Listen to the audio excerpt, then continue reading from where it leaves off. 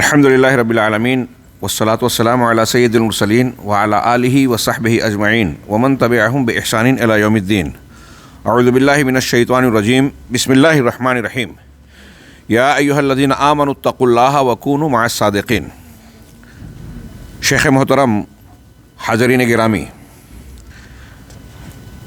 ہمارے پاس ملاحظات کی تعداد زیادہ ہے، وقت محدود ہے. یہ ہمارے اس دورے کی آخری نشست اور مجلس ہے، اس لیے میں براہ راست 27ویں ملاحظے کو پیش کر رہا ہوں، اور یہ بڑا اہم ہے، خاص طور سے موجودہ دور میں جب کہ نئی نسل ٹی وی زدہ، فلم زدہ، سیریل اور گلیمر کی دل دادہ ہے. ایسے میں دنیا پرست جو دعوت کے اسلامی اور دینی اصولوں سے دور اور ناواقف ہیں یا ان کے یہاں انحراف پایا جاتا ہے، وہ اس قسم کی چیزوں سے فائدہ اٹھانے کی کوشش کرتے ہیں. چنانچہ 27ویں ملاحظے میں ہمارے یہاں یہ بیان کیا گیا کہ یہ ڈرامہ خوب بناتے ہیں، تمثیلات کا استعمال کرتے ہیں جو کہ جھوٹ، جعل سازی اور تصنع پر مبنی ہوتے ہیں، بلکہ یہ لوگ ان ڈراموں کے بنانے میں کئی گھنٹے اور دن لگا دیتے ہیں. اسی لیے آپ دیکھتے ہیں کہ کوئی فاسق آدمی کسی عالم یا فاتح کا کردار ادا کرتا ہوا دکھتا ہے، اور کوئی ان میں سے کسی کافر یا کمیونسٹ کا کردار ادا کرتا ہوا دکھائی دیتا ہے، اور کوئی کسی جادوگر یا شعبدے باز کا کردار ادا کرتا ہوا نظر آتا ہے. صمود فی معرکۃ الیرموک ایک اسلامی ڈرامہ ہے. اس کے مقدمے میں لکھا ہے، یہ اسلامی ڈرامہ، ابھی میں نے کہا نا، انہوں نے جو چیز اختیار کی اس کے آگے پیچھے سابقہ اور لاحقہ میں اسلامی لگا دیا، اسلامی گانے، اسلامی ڈرامے اور نہ جانے کیا کیا. کہہ رہے ہیں کہ میرے پاس یحییٰ بسیونی مصطفیٰ نے فون کیا اور ان حوادث کو ڈرامائی شکل دینے کا مشورہ دیا جو فتح اسلامی کے شروع میں مسلمانوں اور ان کے دشمنوں کے درمیان پیش آئے، کیونکہ نئی نسل اسے بہت پسند کرتی ہے. نئی نسل کو پسند ہے، اس لیے ایسا کیا جائے کہ اس کے ڈرامے یا فلم بنائی جائے. ہمارے بعض فلمی دنیا میں رہنے والے کچھ افراد نے بعض اسی طرح کی چیزوں کے تعلق سے سلفی علماء سے بھی فتوے پوچھے، انہوں نے اس سے منع کیا. تو کہا مجھ تک یہ بات آئی اور اس تعلق سے بہت کم کا لکھا گیا ہے، اس بارے میں کئی لوگوں سے مدد لینا پڑے گی، کیونکہ اس میں مکالمے اور فقہ کا اسلوب ہوگا جو حوادث کو بہترین اور شوقیہ انداز میں پیش کیا جائے گا. آگے لکھا، دیکھیے فرما رہے ہیں، یہ گویا اصلاح اور دعوت کا پہلو اس میں بیان کرنا چاہ رہے ہیں. آگے لکھا کہ موصوف نے مجھ سے یہ بھی طلب کیا کہ اس کے لیے میں مقدمہ لکھ دوں تاکہ ڈرامے کی فکر سلامت رہے اور وہ خدمت اسلام کا ذریعہ بنے. کون؟ ڈرامے کو آپ آج کی زبان میں یوں کہہ لیجئے کہ یہی ڈرامہ اب اسٹیج کے بجائے ٹی وی سیریل پر یا ٹی وی کے اندر مسلسلات کی شکل میں پیش ہوتا ہے. یہاں تک کہ کہا کہ اس وقت نئی نسل کو ایسے اسلامی قصوں اور بامقصد ڈراموں کی ضرورت ہے، تمثیلات کی ضرورت ہے، یا یوں کہے ٹی وی سیریلز کی ضرورت ہے. یہ ڈراموں کے جگہ پر آپ یہ بھی لگا سکتے ہیں جو صحیح فکر کے حامل ہوں اور جنہیں بنانے میں اسلامی عقیدے سے فائدہ اٹھایا گیا ہو. ملاحظہ فرمایا آپ نے، یہ ان کی کتاب اور ان کا اقتباس ہے. اس مقدمے پر چند اعتراضات ہیں. سب سے پہلی بات یہاں جو انہوں نے ایک کتاب کا اور اس تمثیل یا مسلسل کا ذکر کیا، آپ آگے بڑھنے سے پہلے یہ بھی ذہن نشین رکھیں کہ یہ ایسے کچھ مسلسلات آج کل عالم اسلام میں بڑے مقبول ہوئے، زیر بحث آئے. ابھی ماضی قریب میں یہ ترکی کا ایک سلسلہ چلا، کیا اس کا تلفظ میں اکثر سمجھ نہیں پاتا ہوں، ارطغرل یا اس طرح کے کچھ نام ہے ملتا جلتا. تو اس میں ایک سپاہی کو، اسلامی بطل کو، ہیرو کو پیش کیا گیا ہے اور اس کے کردار کو. واللہ میں نے اس کا ایک حصہ بھی نہیں دیکھا اور نہ دیکھنا چاہتا ہوں. لیکن اس کے بارے میں جو اخبارات میں اور لوگوں کے تبصروں کی شکل میں جو باتیں معلوم ہوئی، اور پھر اس کے حقیقت سے کے تعلق سے کچھ لوگوں نے جو بے نقاب کیا، ویسی کلپس میں نے سنی، تو اس سے معلوم ہوا کہ ارطغرل کا حقیقی کردار وہ ہے ہی نہیں جو اس کی ٹی وی سیریل میں پیش کیا جا رہا ہے. وہ ایک ہلکا پھلکا سا معاملہ تھا اور وہ اس طرح کا سے کوئی سپہ سالار اور یہ سب کچھ نہیں تھا. مزید یہ کہ اس میں ابن عربی، صوفی، وحدت الوجودی، جو افلاطونی اور یونان کے فلسفوں کا حامل اسلام میں اس نے اسلامیہ کر، جیسے اسلامی ڈرامہ اسلامی ہوا تو اسلامی فلسفہ تھا، اسلامی منطق تھی وہ پرانے زمانے کی، وہ انحراف، اس کی روشنی میں اس نے عقیدہ توحید اور دین کی ساری تعلیمات کو الٹ پلٹ کر دیا۔ انتہائی خطرناک فکر اور سازش تصوف کی، وہ وحدت الوجود اور حلول کے عقیدے کو رکھنے والا، ہاں، نبی اور انبیاء کرام علیہم الصلاۃ والسلام کی شان میں کھلی کھلی گستاخیاں کرنے والا، وحی کی ضرورت کو لوگوں سے کہنے والا کہ اس کی ضرورت نہیں ہے، پیر صاحب سے مان لیجئے، قرآن اور حدیث کی ضرورت نہیں، ایسی بہت ساری خرافات کے ساتھ جو شخص اپنا کردار اور اپنی کتابیں رکھتا ہے، فصوص الحکم اور فتوحات مکیہ جو اس کی کتاب ترجموں کے ساتھ ہمارے یہاں بھی دستیاب ہے، عربی میں بھی دستیاب ہے، اس میں کھلی گمراہیاں ہیں۔ علامہ ذہبی اور دوسرے بڑے بڑے علماء نے لکھا ہے، امام ذہبی کہتے ہیں کہ اگر اس میں شرک اور کفر نہیں ہے ابن عربی کی کتابوں میں، تو پھر دنیا میں شرک اور کفر ہے ہی نہیں، مطلب اس میں شرک اور کفر ہے۔ اور جتنے سلسلہ تصوف یا صوفیہ اس کی تعریف کرتے ہیں، اور یہ ارطغرل میں بھی اس کے کردار کو دکھایا گیا، فتویٰ دے رہا ہے، رہنمائی کر رہا ہے، اور وہ اسلامی سلسلے میں جو ہے وہ ہدایات دے رہا ہے، ایسا لوگوں نے بتایا۔ ہاں، ابھی ہمارے شیخ بھی فرما رہے تھے۔ تو اس طرح کی تفصیلات کو دیکھنے کے بعد ایک اب عالم اسلام میں آپ یہاں کہہ رہے ہیں کہ نئی نسل اسے پسند کرتی ہے، اور اسے دین کی ترجمانی، دین کی دعوت اور تربیت کا ذریعہ اگر بنایا جائے تو کیا نتیجہ نکلے گا؟ ابھی صحیح غلط جو ہے، جھوٹ کا معاملہ، جھوٹا کردار، یہ ساری چیزیں سامنے رکھیے، ہاں، اور پھر اس کے نتائج پر غور کیجئے جو نیچے اعتراض کی شکل میں ہماری کتاب میں موجود ہے۔ کہ پہلا اعتراض مقدمہ نگار کا یہ کہنا کہ نئی نسل اسے بہت پسند کرتی ہے، جس پر میں کہتا ہوں کہ یقیناً نئی نسل ان ڈراموں کو، سیریلوں کو بہت پسند کرتی ہے جنہیں موسم گرما کے مراکز اور مخیمات میں پیش کیے جاتے ہیں۔ یہ یہاں کا معاملہ ہوگا، ہمارے ہندوستان پاکستان میں تو گھر گھر ہماری خواتین اور بچیاں دیکھ رہی ہیں، اور اتنے فلم زدہ، ٹی وی زدہ، گلیمر زدہ ہیں کہ ہمارے یہاں میں بہت ہی انتہائی سنگین مسئلہ ہے کہ ارتداد کی ایک غیر محسوس لہر جاری ہے۔ ہاں، ہماری مسلم بچیاں مرتد ہو رہی ہیں، اغیار سے نکاح کر رہی ہیں۔ کیا کیا اسباب ہیں؟ بنیادی سبب یہ ہے کہ یہ غلط فکر اور یہ گلیمر کی دنیا سے آپ ان کو متاثر کرنا چاہتے ہیں۔ فلموں اور ٹی وی کا، گلیمر کا انتہائی گہرا اثر ہے دنیا داری اور دنیا کی مادی چمک دمک کے روشنی میں۔ چونکہ عقیدہ توحید کی اہمیت بتائی نہیں گئی، دینی تربیت کی نہیں گئی، اس لیے اس دین کی اور اس نعمت کی قیمت کو ہماری بچیاں اور نئی نسل سمجھ ہی نہیں رہی ہے۔ ہماری خواتین پہلے گردن کٹا دیتی تھی، سمیہ رضی اللہ تعالیٰ عنہ اسلام کی پہلی شہیدہ، اور دوسرے خواتین اسلام کا کردار دیکھیے کہ بہت بڑے آدمی کا پیغام آ رہا ہے۔ حضرت ام سلیم کو رد کر دیا کہ آپ کافر ہو، میں مسلمان۔ ایک مسلمان خاتون کے لیے جائز نہیں ہے کہ کسی کفر والے سے نکاح کرے۔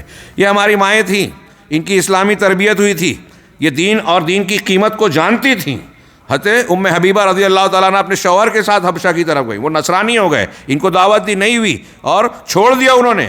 اجنبی ملک میں ایک اکیلی خاتون، شوہر نے بھی ساتھ چھوڑ دیا، گھر چھوڑ کر پہلے ہی جا چکی ہیں ماں باپ کو، کیسے حالات رہے ہوں گے اندازہ لگائیے۔ ایسی قربانیاں انہوں نے برداشت کی، لیکن اپنے دین کی کو کسی قیمت پہ جو ہے انہوں نے نہیں چھوڑا، اس سے دست بردار ہونا پسند نہیں کیا۔ آج ہم یہ اس دور میں جینے لگے کہ اس چیز کو بھی دیکھ رہے ہیں کہ مسلمان معاشرے میں اس طرح کی خبریں اکا دکا کوئی شاذ ہو جائے تو کہہ سکتے ہیں کہ وہ شیطان کے فندے میں آ گئے۔ ایک شہر میں، بمبئی میں، ایک مہینے میں 35 بچیوں کی اس طرح کی خبر، ایک شہر میں۔ ہمارا سماج کتنا محفوظ ہے؟ یہ مسلسلات سے تعبیر ہوگی، ڈراموں سے جو ہے تربیت ہوگی؟ نہیں، نبی صلی اللہ علیہ وسلم اور صحابہ کا یہ جو سلفی منہج دعوت و تربیت، تزکیہ اور تعمیر کا، یہ اگر ہم نے گھر گھر میں اس کو سجایا ہوتا، ہم نے اس کے ذریعے سے قرآن و سنت کی تعلیم کو عام کیا ہوتا، تو کفر کی کوئی بھی لہر ہمارے بچوں اور نسل پر اثر انداز نہیں ہوتی۔ لیکن ہمارے لیے دنیا کے امور زیادہ اہم ہیں، اسلامی تربیت کے پہلو کو ہم نے نظر انداز کر دیا۔ یہی وجہ ہے کہ گمراہی کا، شبہات کا، شہوات کا ہر فتنہ ہمارے گھروں تک پہنچ کر نقصان پہنچا رہا ہے۔ شبہات اور شہوات کے فتنوں سے تحفظ کا حصن حسین مضبوط قلعہ، حصار جو ہے وہ قرآن و سنت کی روشنی میں، توحید کی روشنی میں بچوں کی صحیح تربیت ہے۔ چنانچہ پہلا اعتراض کہ یہی یعنی نئی نسل ان ڈراموں کو بہت پسند کرتی ہے جنہیں موسم گرما کے مراکز اور مخیمات میں پیش کیے جاتے ہیں، جہاں انہیں انہی ڈراموں کا کردار سب سے زیادہ ہوتا ہے۔ اسی وجہ سے اخوانیوں کی نئی نسل انہی ڈراموں کو، مسلسلات کو پسند کرتی ہے، جبکہ وہ بچے جو کتاب و سنت پر پرورش پاتے ہیں وہ ان جھوٹی باتوں کو پسند نہیں کرتے اور نہ ہی اپنے قیمتی اوقات کو ایسی چیزوں میں گنواتے ہیں۔ جیسے گانوں کے سلسلے میں کہا کہ رحمان کا قرآن اور شیطان کے قرآن کی محبت ایک دل میں اکٹھا نہیں ہو سکتی۔ علامہ ابن قیم نے کہا کہ اگر کوئی گانے بجانے کو سننا پسند کرتا ہے تو اس کو قرآن سننا اچھا نہیں لگتا، اور جو قرآن سننے کا خوگر ہے اس کو لذت ملتی ہے، اللہ کے کلام کی چاشنی وہ جانتا ہے، تو اسے گانے بجانے کا شوق نہیں ہو سکتا، موسیقی میں مزہ نہیں آئے گا۔ نمبر 2، دوسرا اعتراض، یہاں پہلے اعتراض یا پہلے ملاحظے پر میں یہ بھی لگاؤں کہ دیکھیے یہ تو جمہوری انداز ہے، لوگوں کو پسند آتا ہے تو آپ لوگوں کے حساب سے چلیں گے۔ عوام کی اصلاح کر کے ان کی خرابیوں کا مداوع کرنا، علاج کرنا، یہ اہل علم اور رہبر کا کام ہے، مربی کا کام ہے۔ اگر لوگوں کی خواہش کے مطابق آپ اصول، ضابطے اور تربیت کے ضابطے ڈھالنے لگے تو مطلب کہ وہ کتاب و سنت کے ضابطوں میں بھی آپ سمجھوتا کریں گے۔ تو لوگوں کے رائے اگر قرآن و حدیث کے دائرے میں ہے تو ٹھیک ہے، اسلام دین فطرت ہے۔ ہاں، اگر بگڑی ہوئی خواہش ہے تو اس کا احترام کرتے ہوئے ہم کتاب و سنت کی تعلیمات کو پس پش نہیں ڈال سکتے۔ دوسرا اعتراض، ان کا یہ کہنا کہ اس بارے میں کئی لوگوں سے مدد لینا پڑے گی، اس پر درج ذیل باتیں عرض ہے۔ پہلی چیز، آخر اس کے وجوب کفائی پر کیا دلیل ہے؟ کوئی دلیل نہیں ہے کہ یہ کفایہ ہو جائے گا۔ دوسری چیز، آپ کے اس قول سے لازم آتا ہے کہ اگر کچھ لوگ ان ڈراموں کو نہ بنائیں تو سب گنہگار ہوں گے۔ ہاں، شیخ احمد نجمی نے کہا کہ اس کے اندر اس منہج کی مخالفت پائی جاتی ہے جس پر سلف قائم تھے، اس منہج کی مخالفت ہے، کیونکہ اگر انہیں اس کے وجوب کا علم ہوتا تو وہ ضرور اس پر عمل کرتے، کیونکہ وہ ہر خیر کے کام میں سبقت لے جانے والے تھے۔ آپ کے لیے یہ میدان خالی نہیں چھوڑا ہوتا اب تک۔ ہاں، تیسرا اعتراض کہ ان کا قول تاکہ ڈرامے کی فکر سلامت رہے اور وہ خدمت اسلام کا ذریعہ بنے۔ میں کہتا ہوں کہ ان ڈراموں اور سیریلوں کا دعوت کے میدان میں اس کی کیا خدمات ہیں، اور اس کے سوا کہ نوجوانوں کو جھوٹ پر تربیت دی گئی، ان کے قیمتی اوقات کو لہو و لعب میں برباد کیا جاتا ہے۔ چنانچہ انہی ڈراموں کی وجہ سے ان کے اندر کوئی علمی بنیاد نہیں رہ گئی اور نہ ہی ان کے پاس دعوت کے لیے کوئی صحیح منہج رہا۔ اس میں مزہ آتا ہے، اس میں موسیقی اور بہت سارے گلیمر کی چیزیں جو ان کی لذت کی چیزیں ہیں۔ نتیجہ کیا نکلا کہ وہ درس قرآن، درس حدیث اور علماء کی انتہائی مفید مجلسوں میں ان کو اکتاہٹ محسوس ہوتی ہے۔ جمعہ کے خطبے ان پر بھاری پڑتے ہیں، جو ایک شرعی تربیت کا ہفتہ واری دورانیہ ہے، اللہ کی طرف سے متعین کیا ہوا۔ ظہر کی 2 رکعت کم کر دی گئی خطبے کے لیے۔ ہاں، اس سے ایک تربیت کا نظام مسلسل قائم ہے، بہت اہم چیز ہے۔ تو اللہ تبارک و تعالیٰ کے دین یا یہ جو تعلیم و تربیت کے جو مراکز ہیں، ان کو پیدا کر کے آپ نے اس کی اہمیت کم کر دی۔ اور میں تو ایسا کہوں گا کہ اگر آپ تھوڑا باریکی میں جائیں، تھوڑا سا غور کریں کہ جو لوگ اس قسم کے ڈراموں کو، جس میں مزہ آئے، موسیقی ہو، کچھ ایسی چیزیں جو دنیا داری کی، دین کے ساتھ ساتھ دنیا کی بھی لذت کی چیزیں ہوں، تو ایسی چیزوں کو دیکھنے والوں کو کیا آپ تصور کر سکتے ہیں کہ صحابہ کرام اور سلف کی طرح ان کی اسلامی تربیت ہوگی؟ ان کے ذہن و دماغ میں علم کی، علماء کی جو ان چیزوں سے روکتے ہیں، بے عزتی ہوگی۔ اب کوئی آ کر ان سے کہے کہ یہ موسیقی وغیرہ چھوڑو، قرآن سنو اور یہ کرو، تو ان کو برا لگے گا، ان کے مزاج پر یہ شاق گزرے گا اور کہے گا یہ علماء خشک ہیں۔ اور یہی تناظر ہے، آپ دیکھیے کہ علماء اور علم کی اہمیت ان کی نگاہوں میں کم ہو جاتی ہے۔ علماء جو کام کر رہے ہیں اس کو یہ کام ہی نہیں سمجھتے، کہتے ہیں کہ وہ کیا کر رہے ہیں، ہم کر رہے ہیں، کیونکہ دکھاوا ہے، گلیمر ہے، اس میں لائک کرنے والے اور فالو کرنے والوں کی تعداد ان کو زیادہ دکھائی دیتی ہے، اس کو یہ کام سمجھتے ہیں۔ ہم جس کام کے مکلف ہیں اس میں تعداد کا اعتبار نہیں ہے، ہاں، اس میں منہجیت کا اعتبار ہے، اصول و ضابطے کی پابندی کا اعتبار ہے۔ اگر آپ 10 لوگ تک صحیح چیز پہنچاتے ہیں، یہ اللہ کے یہاں مفید ہے۔ 100 لوگوں تک پہنچ رہے ہیں، آپ کی آواز پہنچ رہی ہے، لیکن آپ غلط پہنچا رہے ہیں تو یہ غلط ہے، یہ آپ کے لیے مفید نہیں ہے، نہ ان کے لیے مفید ہے۔ کہا کہ میں کہتا ہوں کہ ان ڈراموں کی اور سیریلوں کا دعوت کے میدان میں ان کی کیا خدمات ہیں، اس کے سوا کہ نوجوانوں کو جھوٹ پر تربیت دی گئی، ان کی قیمتی اوقات کو لہو و لعب میں برباد کیا گیا۔ چنانچہ انہی ڈراموں کی وجہ سے ان کے اندر کوئی علمی بنیاد نہیں رہ گئی، یہ پڑھ چکے تھے ہم، اور نہ ہی ان کے پاس دعوت کے لیے کوئی صحیح منہج ہے۔ چوتھا اعتراض، ان کا قول، اس وقت نئی نسل کو ایسے اسلامی قصوں اور بامقصد ڈراموں کی ضرورت ہے جو صحیح فکر کے حامل ہوں اور جنہیں بنانے میں اسلامی عقیدے سے فائدہ اٹھایا گیا ہو۔ سنا رہے کتنے مضحکہ خیز باتیں ہیں یہ. ہاں میں کہتا ہوں کیا مسلم بچوں کو ان ڈراموں اور سیریلوں کی ضرورت ہے یا انہیں کتاب اللہ اور سنت رسول صلی اللہ علیہ وسلم کی ضرورت ہے جن میں ہدایت ہے اور نور ہے؟ لیکن یہ لوگ حقائق کو بدل کر پیش کرتے ہیں. اس مقدمے سے یہ واضح ہے جن کے اندر چند لوگوں پر واجب کیا گیا ہے کہ وہ ڈراموں اور سیریلوں کو بنائیں اور یہ بتایا کہ یہ ڈرامے دعوت کے لیے مفید ہیں اور نئی نسل کو اسے ضرورت ہے. اخوانیوں نے اسی منہج کو اختیار کیا اور یہ فکر ان کے اندر نسل در نسل منتقل ہوتی رہی اور ہو رہی ہے. اسی لیے جب کوئی ان پر نکیر کرتا ہے تو اس پر نکیر کرتے ہیں اور اسے متشدد جیسے اوصاف سے نوازتے ہیں کہ ان کے اندر تشدد ہے، انتہا پسندی ہے، سطحیت ہے، خشکی ہے، یہ پرانے زمانے میں جی رہے ہیں، جدید تقاضوں سے اور فقہ الواقع سے ناواقف ہیں، جبکہ یہ سب سے بڑے ناواقف، جاہل اور بے وقوف ہیں. اس تعلق سے سب سے بہتر شیخ عبدالسلام ابن برجس نے لکھا ایقاف النبیل علی حکم التمثیل کے عنوان سے، جس کے اندر ڈرامے کو حرام کہا ہے اور ان 16 اہل علم کے ناموں کا ذکر کیا ہے، 16 علماء کبار کے ناموں کا ذکر کیا ہے جنہوں نے ڈراموں کو سیریل بنانے کو حرام کہا ہے. انہی میں شیخ ابن باز رحمہ اللہ، شیخ البانی رحمہ اللہ کا نام بھی ہے اور اس کے لیے ان دونوں کا نام ہی کافی ہے. شیخ احمد نجمی سے اسلامی ڈراموں کے بارے میں پوچھا گیا تو جواب دیا حمد و صلات کے بعد کہ معلوم ہو کہ ڈرامہ میرے نزدیک حرام ہے کیونکہ ان کی بنیاد درج ذیل چند حرام چیزوں پر ہوتی ہے. کیوں حرام ہے؟ نیچے کے امور پر غور کیا جائے. نمبر 1 جھوٹ، کیونکہ ڈرامہ جھوٹ ہی پر بنتا ہے، اس کے بغیر چارہ نہیں، اور جھوٹ حرام ہے، اس میں کسی بھی مسلمان کو شک نہیں ہو سکتا. ہاں اللہ تعالیٰ نے قرآن پاک کے اندر جھوٹ اور جھوٹ بولنے والوں کی مذمت کی ہے. ارشاد باری ہے ثم نبتہل فنجعل لعنت اللہ علی الکاذبین. یہ آیت مباہلہ میں اللہ نے آخری میں کہا کہ گڑ گڑا کر دعا کریں، ہم ابتحال کریں کہ جھوٹوں پر اللہ کی لعنت بھیجیں.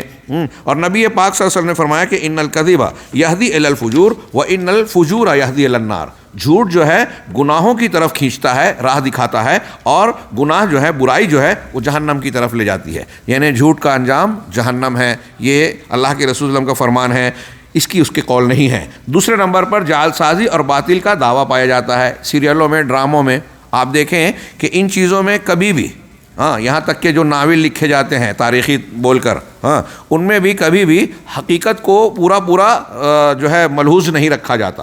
اس میں کچھ نہ کچھ زیب داستاں کے لیے، مرچی مسالے کے لیے اور قاری یا دیکھنے والوں کے اٹریکشن کو بڑھانے کے لیے ایسی چیزیں ملائی جاتی ہیں جن کا حقیقت سے کوئی تعلق نہیں ہوتا.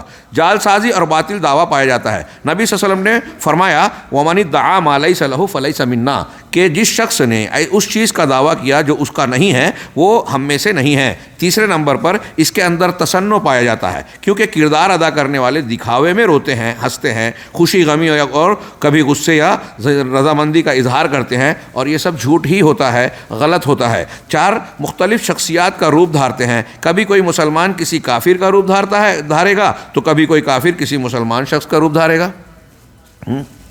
وہ دی میسیج بنا تو میں نے سنا کہ وہ جو اس میں بعض صحابہ کا کردار جو بنایا گیا وہ کسی عیسائی نے ادا کیا تھا، امیر حمزہ رضی اللہ تعالیٰ عنہ کا. تو ان مسلم شخصیات میں سے کسی صحابی کی شخصیت ہو سکتی ہے تو کبھی کسی جلیل القدر عالم یا کسی عادل بادشاہ کی شخصیت ہو سکتی ہے، اور یہ جرم عظیم ہے. نمبر 5 ڈرامے کے اداکاران جو ایکٹرز ہوتے ہیں حرام امور کو حلال سمجھ کر انجام دیتے ہیں، جبکہ یہ معلوم ہے کہ کسی انسان کی شکل یا اس کی چال ڈھال اپنانا یا اس کی طرح کسی شخص کی گفتگو کی نقالی کرنا غیبت ہے، اور غیبت حرام ہے. نبی پاک صلی اللہ علیہ وسلم نے فرمایا کہ ما احب انی حکیت احدا وان لی کذا و کذا، میں یہ نہیں پسند کرتا کہ میں کسی انسان کی نقل کروں اور مجھے اتنا مال ملے. پیسہ لے کر کسی کی نقل کرنا اور اس کی حکایت کرنا یہ میں نہیں پسند کرتا، چاہے مال ملے. اس طرح سے اداکاری کرنا اللہ کے رسول صلی اللہ علیہ وسلم کے اس فرمان کے مطابق غلط ہوا. سنن ترمذی اور دوسری کتابوں میں یہ روایت منقول ہے. نمبر 6 یہ ڈرامے خیانت اور فسق و فجور سکھاتے ہیں اور ان سے اصلاح کا دعویٰ جھوٹ ہے. ان ڈراموں کی وجہ سے سماج کے اندر ہونے والے بگاڑ اس کی قلعی اتار دیتے ہیں. نمبر 7، اسلام کے نام پر بننے والے یہ ڈرامے دشمنان اسلام مستشرقین کی اچھی خدمت کرتے ہیں کہ وہ اسلامی شخصیات کو انہی ڈراموں کی روشنی میں پڑھتے ہیں، پھر ان کے مقام و مرتبے کو بگاڑ کر پیش کرتے ہیں اور پھر انہیں دوبارہ بگاڑ کر شائع کرتے ہیں۔ اس طرح یہ ڈرامے بعض خود اپنے ہاتھوں اسلام اور مسلمانوں کی بدنامی کا سبب بنتے ہیں۔ بہت غور سے اس پر غور کیجئے کہ اس کو دیکھیے، اس ملاحظے کو، اعتراض کو، کہ جس کو یہ اسلام کی خدمت کہتے ہیں، یہی اسلام کو نقصان پہنچانے کا، اسلامی کاز کو نقصان پہنچانے کا ذریعہ بن جاتا ہے۔ نمبر 8، صحابہ کرام اور سلف صالحین قرآن و سنت اور واعظ و نصیحت کے سننے کے عادی تھے، انہیں ان ڈراموں کی ضرورت نہیں پڑی، اسی لیے ہم تاریخ اسلام میں ادب اسلامی کے اندر ان ڈراموں کا وجود نہیں پاتے، بلکہ یہ ڈرامے دور حاضر میں یورپین ادب سے لیے گئے ہیں۔ چنانچہ اہل علم کے اقوال پر عمل کرو، جو حق ہو خواہ وہ کہیں بھی ملے، خواہشات نفس کی پیروی نہ کرو کہ رائے حق سے بھٹک جاؤ گے۔ چونکہ موجودہ زمانے میں گلیمر اور ٹی وی چینل کے روشنی میں یہ نہ صرف نوجوانوں بلکہ ہمارے گھر کی خواتین میں بھی عام ہے، اور اس کے انتہائی بھیانک اثرات جو میں نے ابھی بتایا کہ ہمارے یہاں ارتداد کی لہریں جاری ہیں، شبہات اور شہوات کے فتنوں میں آپ جہاں کہیں سنیں کہ فلاں اس سے متاثر، فلاں اس سے متاثر، یہ سب کچھ اس بنیاد پر ہے کہ نوجوانوں، مردوں اور لڑکوں، بچوں اور بچیوں کی تربیت اسلامی نہج پر کرنے کی بجائے ایسے گمراہ قسم کے مفکرین، دانشوروں کے رائے کی بنیاد پر لوگ ڈراموں سے اور غلط چیزوں سے کر رہے ہیں، جس سے اسلامی عقیدے کی ولا اور برا کی اہمیت ان کے دلوں میں نہیں مضبوط ہوتی ہے، اور اگر آپ کا ولا اور برا، دینی غیرت مر گئی تو پھر سمجھ لیجئے کہ دنیا کا کوئی بھی فتنہ آپ کا شکار کر سکتا ہے۔ اللہ ہمیں محفوظ رکھے اور اس چیز کو ہمارے گھروں میں تربیت کے معاملے میں اس کو ملحوظ رکھنے کی توفیق عطا فرمائے مسلمانوں کو۔ 28واں ملاحظہ، رات کی تاریکیوں میں دور کسی علاقے میں جا کر شب بیداری کرنا، اور ان کے ساتھ نوعمر بچوں بھی ہوتے ہیں، اور یہ اخلاق نبویہ کے خلاف ہے۔ شیخ احمد نجمی سے سوال کیا گیا، کیا دور سنسان علاقوں میں نوجوانوں کو لے جانا اخوانی منہج ہے یا معاملہ اس کے برعکس ہے؟ آپ نے جواب دیا کہ ہاں، یہ انہی کا طریقہ ہے۔ وہ کہتے ہیں کہ ہم وہاں جا کر قرآن وغیرہ پڑھتے ہیں، وہ اخوانی۔ چنانچہ رات کے وقت یہ کسی دور علاقے کی طرف جاتے ہیں اور وہاں بیٹھ کر گیت گانے سنتے اور پڑھتے ہیں اور دیگر بدعتوں کا ارتکاب کرتے ہیں۔ اور مجھے یاد آ رہا ہے کہ کوئی 12 یا 15 سال پہلے میں ایک فوجی چھاونی میں گیا تھا، جہاں مجھ سے سوال کیا گیا کہ کچھ لوگ عشاء کے بعد دور دراز کے علاقوں میں کہ سنسان علاقوں کی طرف جاتے ہیں اور ان کا کہنا ہے کہ وہ وہاں قرآن پڑھتے ہیں اور عبادت کرتے ہیں، تو کیا میں ان کے ساتھ نکلوں یا نہیں نکلوں؟ میں نے کہا مت نکلو۔ پہلی چیز، کیوں؟ اس لیے کہ یہ لوگ اپنے دعوے میں اگر سچے ہیں کہ وہ عبادت کرتے ہیں تو ان کے لیے مسجد بہتر جگہ ہے۔ سلف عبادتیں اس طرح جنگلوں میں جا کے نہیں کرتے تھے۔ یہ اہل تصوف اور غیر اسلامی جو جوگ اور سنیاس والے مذاہب ہیں، ان کا طریقہ ہے۔ دوسری چیز، اگر وہ تھوڑے ہوں اور ان کے ساتھ نوخیز بچے، نوعمر بچے بھی ہوں، تو پھر شیطان کو بھڑکانے کا موقع ملے گا۔ اس طرح کے سنسان علاقوں میں گمراہیوں کا راستہ کھلے گا۔ اس لیے ان حرکتوں سے دور رہنے کی ضرورت ہے جو کہ صرف اخوانیوں کی علامت ہے، وہی اس کے حریث ہیں، اور وہ ایسا کر کے اپنے مؤسس اور مرشد اول کی وصیت پر عمل کرتے ہیں جو خود اس طرح کرتے تھے، یعنی حسن البنا۔ البتہ وہ کسی خانقاہ پر جاتے تھے۔ ابھی آپ نے شروع میں پڑھا کہ وہ صافیہ کے خانقاہ میں، مسجد توبہ میں جاتے، اجتماعی ذکر میں شریک ہوتے اور وغیرہ وغیرہ جو انہوں نے بیان کیا، تو یہ ان کے یہاں ہے۔ گویا یہ تصوف کی ہی بیماری ہے جو دور دراز لے جاتی ہے ان کو، اور تصوف کی یہ طریقہ غیر اسلامی ہے۔ اور وصیت کرتے تھے کہ ہفتے میں دو ہفتے میں ایک بار اخوان اس طرح اکٹھا ہوا کریں، جیسا کہ رسائل البنا صفحہ 375 کے اندر آیا ہے۔ اس لیے ان دھوکوں میں مت پڑنا، صرف اپنے نبی صلی اللہ علیہ وسلم کے منہج اور طریقے پر عمل کرنا، اسی میں نجات ہے، اسی میں اللہ کی رضا جوئی ہے۔ یہ بھی بالکل صاف ملاحظہ ہے۔ ہمارے اخوانیت سے متاثر اس منہج کے خوگر لوگ اس پر غور کریں۔ 29واں ملاحظہ، اخوانی زکوٰۃ کی طرح اپنے مال کی ایک متعینہ مقدار اپنے اوپر فرض کر لیتے ہیں۔ شریعت نے جو فرض نہیں کیا، یہ فرض کر رہے ہیں، جو جماعت کو ادا کرتے ہیں اس کی مختلف سرگرمیوں میں خرچ کرنے کے نام پر۔ اس لیے ان کا ایک گودام ہوتا ہے جہاں مال اور سامان جمع کرتے ہیں، اور سب کام یہ لوگ بہت ہی رازدارانہ طریقے سے انجام دیتے ہیں۔ اس سلسلے میں یہ بھی شاید ملاحظات میں ہے یا نہیں ہے، میں تذکرہ کر دوں کہ ان کے یہاں بعض لوگوں کو متاثر کرنے کے لیے یہ بھی طریقہ اختیار کیا جاتا ہے کہ ان کی مدد کی جاتی ہے۔ اب یہاں کوئی اجنبی آیا ہندوستان وہ پریشان حال ہے، اس کو ابھی ٹھکانہ نہیں ملا، اس کو استقرار نہیں ملا، انہوں نے اس کی مدد کی، روم دے دیا رہنے کے لیے، کوئی اور اس قسم کی مدد کر دی، اور پھر اس کے بعد اس کے عوض میں وہ اس سے یہ دباؤ ڈالتے ہیں کہ ہمارے پروگراموں میں شریک ہوں، ہماری کتابوں کا مطالعہ کریں، ہمارے کاز میں ہمارے معاون و مددگار بنیں، اور ایسا بہت سارے لوگوں کو ایسا کر کے انہوں نے اپنا رفیق کار بنا لیا ہے۔ 23واں ملاحظہ، زیادہ سے زیادہ لوگوں کو اکٹھا کرنے کی حرص اپنے معروف قاعدے کی روشنی میں، جسے یہ سنہری قاعدہ کہتے ہیں۔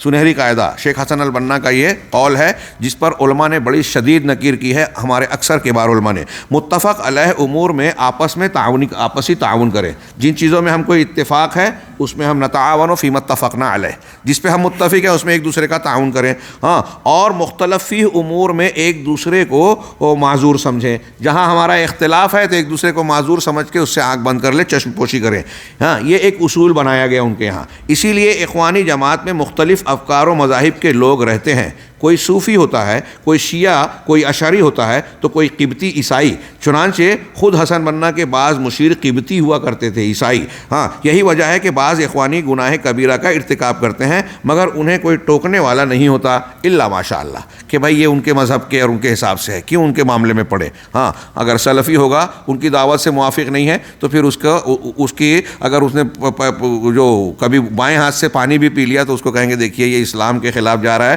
اور یہ ومن لم یحکم بما انزل اللہ کے تحت آ کے کفر کی طرف چلا گیا۔ ان کا آدمی شرک بھی کر لے، قبر پرستی کر لے تو خاموش۔ میں کہتا ہوں یقیناً اخوانی اسی بھیڑ جمع کرنے کی سیاست پر چلتے آئے ہیں، اسی لیے جو انہوں نے اصول بیان کیا ہے، میں رک کے بتا دوں، یہاں آگے اس پر بحث ہے کہ نہیں میں نے دھیان نہیں دیا، لیکن ہاں، علماء کبار نے اس پر بڑی لمبی چوڑی بحث کی ہے کہ حسن البنا کا یہ پیش کیا وہ اصول اسلامی تعلیمات کے سراسر خلاف ہے۔ اس کا مطلب تو یہ ہوا اگر اس اصول کو ہم مان لیں تو کوئی بدعت کر رہا ہے، کوئی شرک کر رہا ہے، یہ جیسے اشعری ہے، صوفی ہے یا قبر پرست ہے، وہ آپ کی جماعت میں آ گیا، آپ کا ہم ممبر بن گیا آپ کی جماعت کا، تو اب وہ شرک کر رہا ہے، کفر کر رہا ہے، بدعت کر رہا ہے، اس میں ہم اس کو معذور سمجھیں، اس کی اصلاح۔ پھر آپ کون سا دین پھیلا رہے ہیں، کس دین کی دعوت دے رہے ہیں، کس دین کو آپ قائم کرنے کی بات کرتے ہیں جہاں شرک ہو، بدعت ہو؟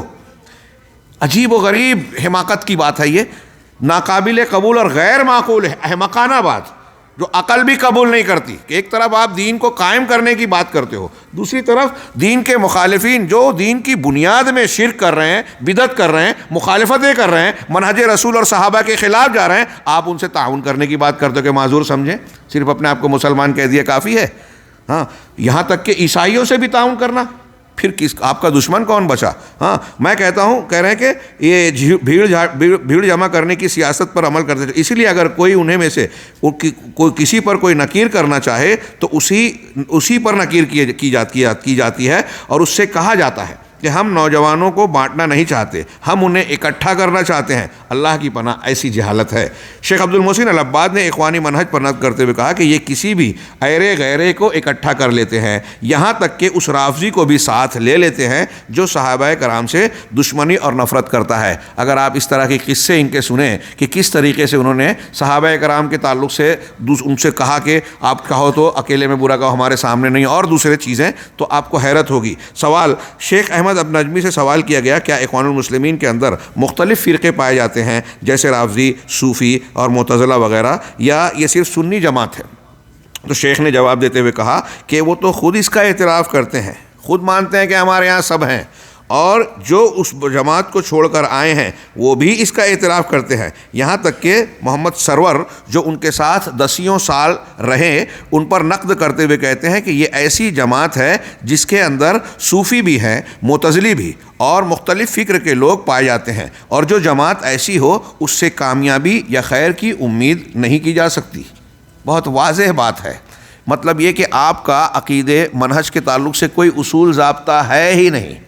ہاں، یہی ولا اور برا سے بھی یہ مسئلہ جڑتا ہے۔ بلا شبہ اس حقیقت کے اعتراف ان کے سربراہوں نے خود کیا ہے، بائیں طور پر کہ وہ کہتے ہیں کہ ہماری جماعت میں شامل ہونے والے سب مسلمان ہیں، اور مسلمان کہہ کر یہ لوگ اپنی جماعت کے اندر ہر طرح کے لوگوں کو شامل کرتے ہیں تاکہ ان کی تعداد بڑھ جائے اور پارلیمانی انتخاب میں انہیں ووٹ زیادہ سے زیادہ ملے۔ ہاں، سیاسی اسلام۔ اسلامی سیاست نہیں، سیاسی اسلام. ہاں، ان کا یہی آخری مقصد ہوتا ہے. انا للہ و انا الیہ راجعون. 31واں ملاحظہ، ان کے سربراہوں کا اپنے پیروکاروں کے دلوں میں یہ بات بٹھا دینا کہ یہی جماعت سب سے افضل ہے کیونکہ اس کے اندر ہر چیز شامل ہے. اس طرح یہ کمزور عقل والوں کو بیوقوف بناتے ہیں اور دیگر جماعتوں کا ذکر آتا ہے تو یہ اس وقت اپنے پیروکاروں کے سامنے سلفیت اور اہل سنت والجماعت کا ذکر نہیں کرتے. ان کو بیوقوف کہتے ہیں جو ان کے خلاف جاتے ہیں. اس طریقے سے ان کا ایک اسلوب ہے. نیچے آخری پیراگراف میں پڑھ رہا ہوں، ان کے مفکر کا قول آپ دیکھ سکتے ہیں. چلیے اسے دہرا دیتے ہیں کہ معتبر فقہا دعویٰ اخوان المسلمین کو مسلمانوں کی جماعت مانتے ہیں، لیکن اگر ہم اس جماعت کے اندر مزید ترقی کر لیں تو ایک دن ضرور مسلمانوں کی نمائندہ جماعت ہو جائے گی.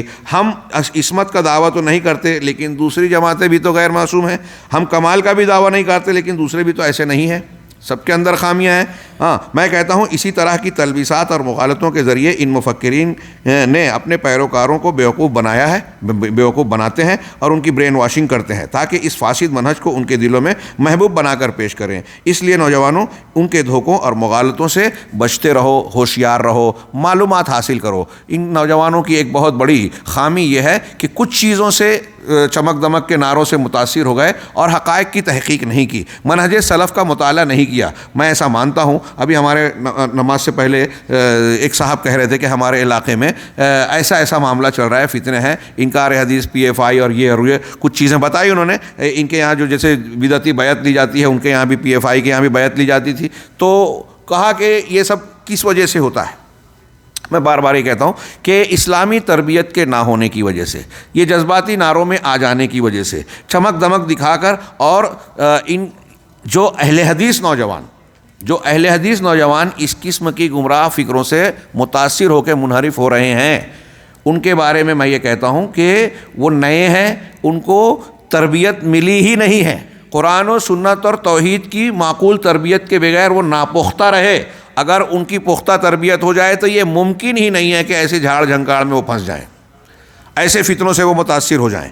ہاں، 32واں ملاحظہ، ان کے سربراہوں کا اپنے پیروکاروں کے دلوں میں یہ بات بٹھا دینا کہ اخوانی، تبلیغی اور حزب التحریر جیسی جماعتوں میں جو بھی اختلاف ہے وہ اختلاف تنوع ہے، نہ کہ اختلاف تضاد.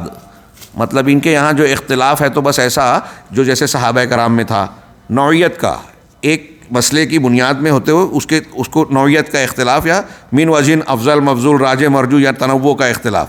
جو بنیادی اور تضاد والا ہے، ایک دوسرے کی ضد والا اختلاف، ویسا اختلاف ہے ہی نہیں. اختلاف تنوع کی گنجائش ہے، اختلاف ضد ٹھیک نہیں ہوتا، اور کوئی دو ضد جو ہے ایک ساتھ صحیح اور درست نہیں ہوتی. چنانچہ یہ جھوٹ اور حقائق کا انکار ہے، زمینی حقیقت اس کے برعکس ہے. دراصل یہ ایسا کہہ کر اپنے پیروکاروں کو اپنے فاسد منہج پر قانع کرنے کی کوشش کرتے ہیں، اور یہ کہ اس طرح کی جماعتوں کا اس جماعت کے اندر سے آنے سے کوئی فرق نہیں پڑے گا.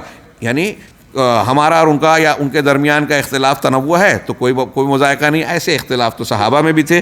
اخوانی نادر النوری اپنی کتاب رسائل الاخوہ کے اندر تعاون اور اختلاف تنوع ہی کو ثابت کرتے ہوئے لکھتا ہے کہ امت کی مصلحتیں متعدد ہیں، کتنی بھی کوشش کر لیں امت کی ضرورتیں پوری نہیں ہو سکتی. ہاں، کیونکہ ایک طرف علماء کی کمزوری اور مسلمانوں کی جہالت رہی ہے تو دوسری طرف حکام کی لاپرواہی نے اہم کردار ادا کیا ہے، اور آج ہمیں بڑے بڑے مسائل کا سامنا ہے. اس لیے ضروری ہے کہ ہم ایک سیسا پلائی دیوار کی طرح ایک صف میں کھڑے ہو جائیں اور اتحاد بنا کر رہیں. اختلاف کا دائرہ خواہ کتنا وسیع کیوں نہ ہو، اور حالات و ظروف اس بات کا تقاضا کرتے ہیں کہ ہم سب کا ایک ہی موقف ہو. یہ اس قسم کی دھوکے باز تحریر جو میں پوری پڑھ رہا ہوں اس لیے کہ ایک قومن اور عام رجحان ہے. یہ جماعت اسلامی اور اخوانی لوگ کہتے ہیں حالات ایسے ہیں، مسلمانوں کی صفوں میں اتحاد کی ضرورت ہے، اور وہ یہ ایک کامن بات کرتے ہیں. اور جب ان کا خود کا معاملہ آتا ہے منہج کی مخالفت تو پھر سب سے بڑی لنگی تلوار بن جاتے ہیں. سارے مسلمانوں کو کافر کہتے ہیں، اور ایک طرف کہتے ہیں کہ شرک سے بھی جو ہے سمجھوتا کر لو. چنانچہ ہر جماعت اسی کے لیے تیاری کرے. مسلمانوں کی مصلحت کو پورا کرنے کی خاطر ہو سکتا ہے سارے مسلمان ایک جماعت کے تحت متحد ہو نہ کہ نہ ہو سکیں، اور ان کے اندر اختلاف باقی رہے، اور یہی اختلاف ہمارے لیے رحمت ہوگا نہ کہ زحمت. اور یہ اختلاف رحمت اسی وقت ہوگا جب یہ اختلاف تعدد اور تنوع ہوگا، اختلاف تعدد اور تنوع ہوگا، اختلاف تضاد اور تناقض نہیں، اور یہی شرعی مصلحت بھی ہے کہ ہم اسی تعاون پر قائم رہیں۔ ایک جماعت ہوگی جو خرافات اور شرک سے عقیدے کو آزاد کرے گی اور کتاب و سنت کے مطابق مسلمانوں کے عقیدے کی تصحیح کرے گی۔ دوسری جماعت ہوگی جو مسلمانوں کے عمل اور عبادت کی تصحیح کرے گی اور اسے بدعات سے پاک کر کے لوگوں کو دین سکھائے گی۔ تیسری جماعت ہوگی جو اسلامی نظام پیش کرے گی اور زمینی حقیقت کے مطابق پلاننگ کرے گی، جیسے معاشی نظام۔ چوتھی جماعت ہوگی جو غیر مسلموں میں دعوت و تبلیغ کے لیے فارغ۔ یہ گویا ایک پرکشش انداز کے اس طریقے سے جماعت کا ایک ڈھانچہ بنے گا جو ہر الگ الگ محاذ پہ کام کرے گا۔ اور پھر جب آگے کہہ رہے ہیں کہ اختلافی امور میں تسامح برتتے ہوئے بحیثیت مسلمان ایک دوسرے کے ساتھ مل کر رہیں اور بنیان مرصوص بنے، قرآن کی آیت پیش کی گئی۔ اب یہ کہہ رہے ہیں کہ میں کہتا ہوں کہ یہ مقالہ مغالطوں اور دھوکوں پر مشتمل ہے۔ اس میں بہت ساری غلط باتوں کو پرکشش انداز میں دھوکہ دینے کے لیے بنا کر پیش کیا گیا ہے، جنہیں اخوانی ہمیشہ استعمال کرتے رہے ہیں۔ پہلی چیز موصوف کا قول کہ آج ہمارے بڑے بڑے مسائل کا سامنا ہے، اس لیے ضروری ہے کہ ہم ایک سیسا پلائی دیوار کی طرح ایک صف میں کھڑے ہو جائیں، اتحاد بنا کر رہیں۔ اختلاف کا دائرہ خواہ کتنا وسیع نہ ہو، یہ میں کہتا ہوں کہ ولا اور برا جیسے عقیدے کے ساتھ اس سے بڑھ کر کھلواڑ کیا ہوگا کہ اس کا اللہ کے اس قول سے آخر کیا تعلق ہے؟ اس سب کھلواڑ کیا ہوگا؟ اللہ کے اس قول سے اس بات کا کیا تعلق ہے کہ والمؤمنون والمؤمنات بعضهم اولیاء بعض یأمرون بالمعروف وینہون عن المنکر۔ آیت صاف صاف کہہ رہے کہ ایک مومن ہی مومن کا دوست اور اس سے محبت کرنے والا ہو سکتا ہے، مومن مومن کا دوست ہوگا۔ جہاں تک غیر مومن کا مسئلہ ہے تو اگر وہ پورے طور پر مومن ہی نہیں ہے تو اس کے لیے ولا اور محبت کا کوئی سوال ہی نہیں ہے، لیکن اگر وہ گنہگار مسلمان ہے تو اس سے محبت کی جائے گی، اس کی طاعت و عبادت کے بقدر، اور اس سے بغض رکھا جائے گا اس کی معصیت کے بقدر۔ یہ عقیدے میں بیان کرتے ہیں ایک مسلمان ہے، وہ ہمارا اسلام کی وجہ سے بھائی ہے، مسلمان ہے، لیکن گناہ کر رہا ہے تو جتنا گناہ کر رہا ہے اتنا وہ اللہ کا دشمن ہے، جتنی نیکی کر رہا ہے اتنا وہ اللہ کا دوست ہے۔ اختلاف کا دائرہ اس کی معصیت اور اختلاف کا دائرہ کچھ بھی ہو، اگر عقیدے میں ہے تو وہ اختلاف باقی رہے گا، عقیدے کے اختلاف کے ساتھ سمجھوتا نہیں ہوگا۔ یہ صرف اخوانیوں کے یہاں ہی پایا جاتا ہے کہ کوئی اشعری ہے، کوئی تو اشعری ہے تو کوئی صوفی اور کوئی قبوری۔ اخوانی یہاں عالم اسلام میں جماعت اسلامی، ان کے یہاں اس سے فرق نہیں پڑتا، اور وہ شیعوں کے ساتھ بھی ربط ضبط کرنے کو کھلے عام جو ہے قبول کرتے رہے ہیں اور کہتے ہیں کہ ان کے اندر ایمان کی چنگاری ہے۔ دوسری چیز، اور موصوف کا قول کہ ہر ایک دوسرے کے ساتھ حسن ظن رکھیں گے اور اختلافی امور میں تسامح برتیں گے اور بحیثیت مسلمان ایک دوسرے سے مل کر رہیں گے، یہ ہے۔ جبکہ میں کہتا ہوں کہ موصوف کے اس قول کے مطابق اگر وہ مسلم ہے مگر خارجی عقیدہ رکھتا ہے، پھر ہم پر ضروری ہے کہ اس کے ساتھ حسن ظن رکھیں اور اس کے ساتھ تسامح سے کام لیں۔ اسی طرح اگر وہ اہل تفویض، جب اللہ کے رسول تو کہہ رہے ہیں خارجی ملے تو ان کو قتل کرو، آپ کہہ رہے ہیں کہ تسامح برتو، مل جل کے رہو، اگر وہ اہل تفویض میں سے ہے یا اشعری ہے تو ہم پر ضروری ہے کہ اس کے ساتھ حسن ظن رکھیں اور اس کے ساتھ تسامح سے کام لیں ان کے قول کے مطابق، اور اس پر کوئی نکیر نہ کریں۔ اسی طرح تمام باطل افکار کے حاملین کا ذکر کر ڈالیں، اس طرح امر بالمعروف اور نہی عن المنکر کا فریضہ معطل ہو کر رہ جائے گا۔ بہت پیاری گرفت ہے یہ کہ اگر آپ سب سے مل کے رہنے کی بات کہہ رہے ہو تو اب کہیں شرک ہو رہا ہے، کہیں قبر پرستی، تعزیہ پرستی، اللہ کے رسول صلی اللہ علیہ وسلم پر تنقید، صحابہ کرام پر تنقید، اور بہت سارے باطل امور جو مختلف فرقوں میں ہیں، سب کے ساتھ آپ مل کے رہیں تو آپ برائی سے کب روکیں گے؟ کس برائی سے منع کریں گے؟ اور برائی سے روکنے کی بات کرتے تو کہتے کہ اختلاف پیدا کر رہے ہو، تو امر بالمعروف نہی عن المنکر کا فریضہ ہی پورا معطل ہو گیا۔ آپ کی اسلامی حکومت، اسلام کے نفاذ کی بات کہاں باقی رہ گئی؟ تیسری چیز، موصوف کا یہ قول اور یہی اختلاف ہمارے لیے رحمت ہوگا نہ کہ زحمت، اور یہ اختلاف رحمت اسی وقت ہوگی کیا ہے، ہونا چاہیے جب یہ اختلاف تعدد اور تنوع ہوگا، تضاد اور تناقض نہیں، اور یہی شرعی مصلحت بھی ہے کہ ہم اس تعاون پر قائم رہیں۔ ایک جماعت ہوگی جو خرافات اور شرک اور عقیدے کی یہ پورے قول کو نقل کر کے کہتے ہیں کہ میں کہتا ہوں یہ کیسے ہو سکتا ہے کہ اختلاف تنوع ہو اور افکار و مشارب اور مناہج مختلف ہوں۔ کتنی پیاری یہ سوال ہے، پیارا سوال ہے کہ آپ کہہ رہے ہیں کہ اختلاف تنوع، پھر الگ الگ جماعتوں کا نام کیوں ہے؟ الگ الگ اصول ضابطے کیوں ہیں؟ مناہج کیوں الگ ہیں؟ ایک جماعت توحید میں متساہل ہو، بدعتوں کو عبادت سمجھے، اور دوسری جماعت اسی کام کو حرام سمجھے۔ ایک شرک کر رہی ہے، توحید میں متساہل ہے، بدعت کا ارتکاب کر رہی ہے، دوسری جماعت اس کو حرام کہہ رہی ہے، اور ایک جماعت یہود و نصارہ کو اپنا دشمن سمجھے، اور دوسری جماعت یہ کہے کہ مسلمانوں اور یہودیوں کے اندر کوئی دینی اختلاف نہیں ہے، اور عیسائیوں کو مسلمانوں کا دوست سمجھے. اللہ تعالیٰ کہہ رہا ہے کہ وہ دوست نہیں ہیں, یہ کہیں کہ دوست ہیں حسن البنا صاحب. تو دونوں کو یہ کیسے ہو سکتا ہے کہ ایک جماعت تعصب اور مذموم گروہ بندی سے نفرت کرے اور دوسری جماعت اسی کی طرف دعوت دے؟ اور یہ کیسے ہو سکتا ہے کہ ایک جماعت خوارج کی راہ پر چل کر حکمرانوں کے خلاف خروج کا عقیدہ رکھے اور دوسری جماعت اس کا انکار کرے؟ پھر دونوں اکٹھا ہو کر کیسے چل سکتے ہیں؟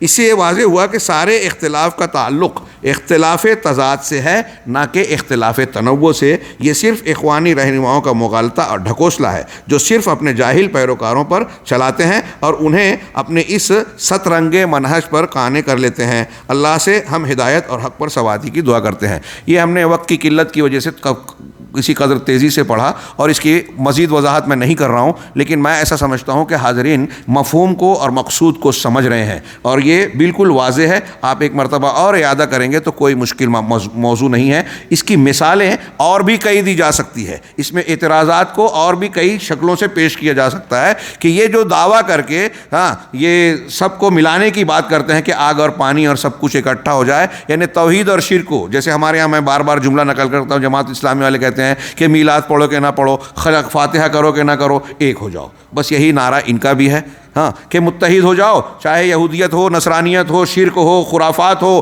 قبر پرستی ہو, پھر سب ایک ہو جاؤ. تو میں یہاں جو سوالات ہیں کہ یہ تو اختلاف تضاد ہے, بنیاد کا اختلاف ہے, پھر کس بنیاد پر آپ دین کو قائم کرنے کی بات کرتے ہیں؟ امر بالمعروف نہی عن المنکر کے فریضے سے آپ ہاتھ دھو لیں, ہاتھ اٹھا لیں اور کہہ دیں کہ ہم دین کے جو ہے مبلغ ہیں ہی نہیں. 33واں ملاحظہ, ان کے سربراہوں کا اپنے پیروکاروں کے دلوں میں یہ بٹھا دینا کہ اس زمانے میں دعوت کا کام اسی وقت ممکن ہوگا جب تک معاصر جماعتوں میں سے کسی جماعت کے ساتھ ملا نہ دیا جائے.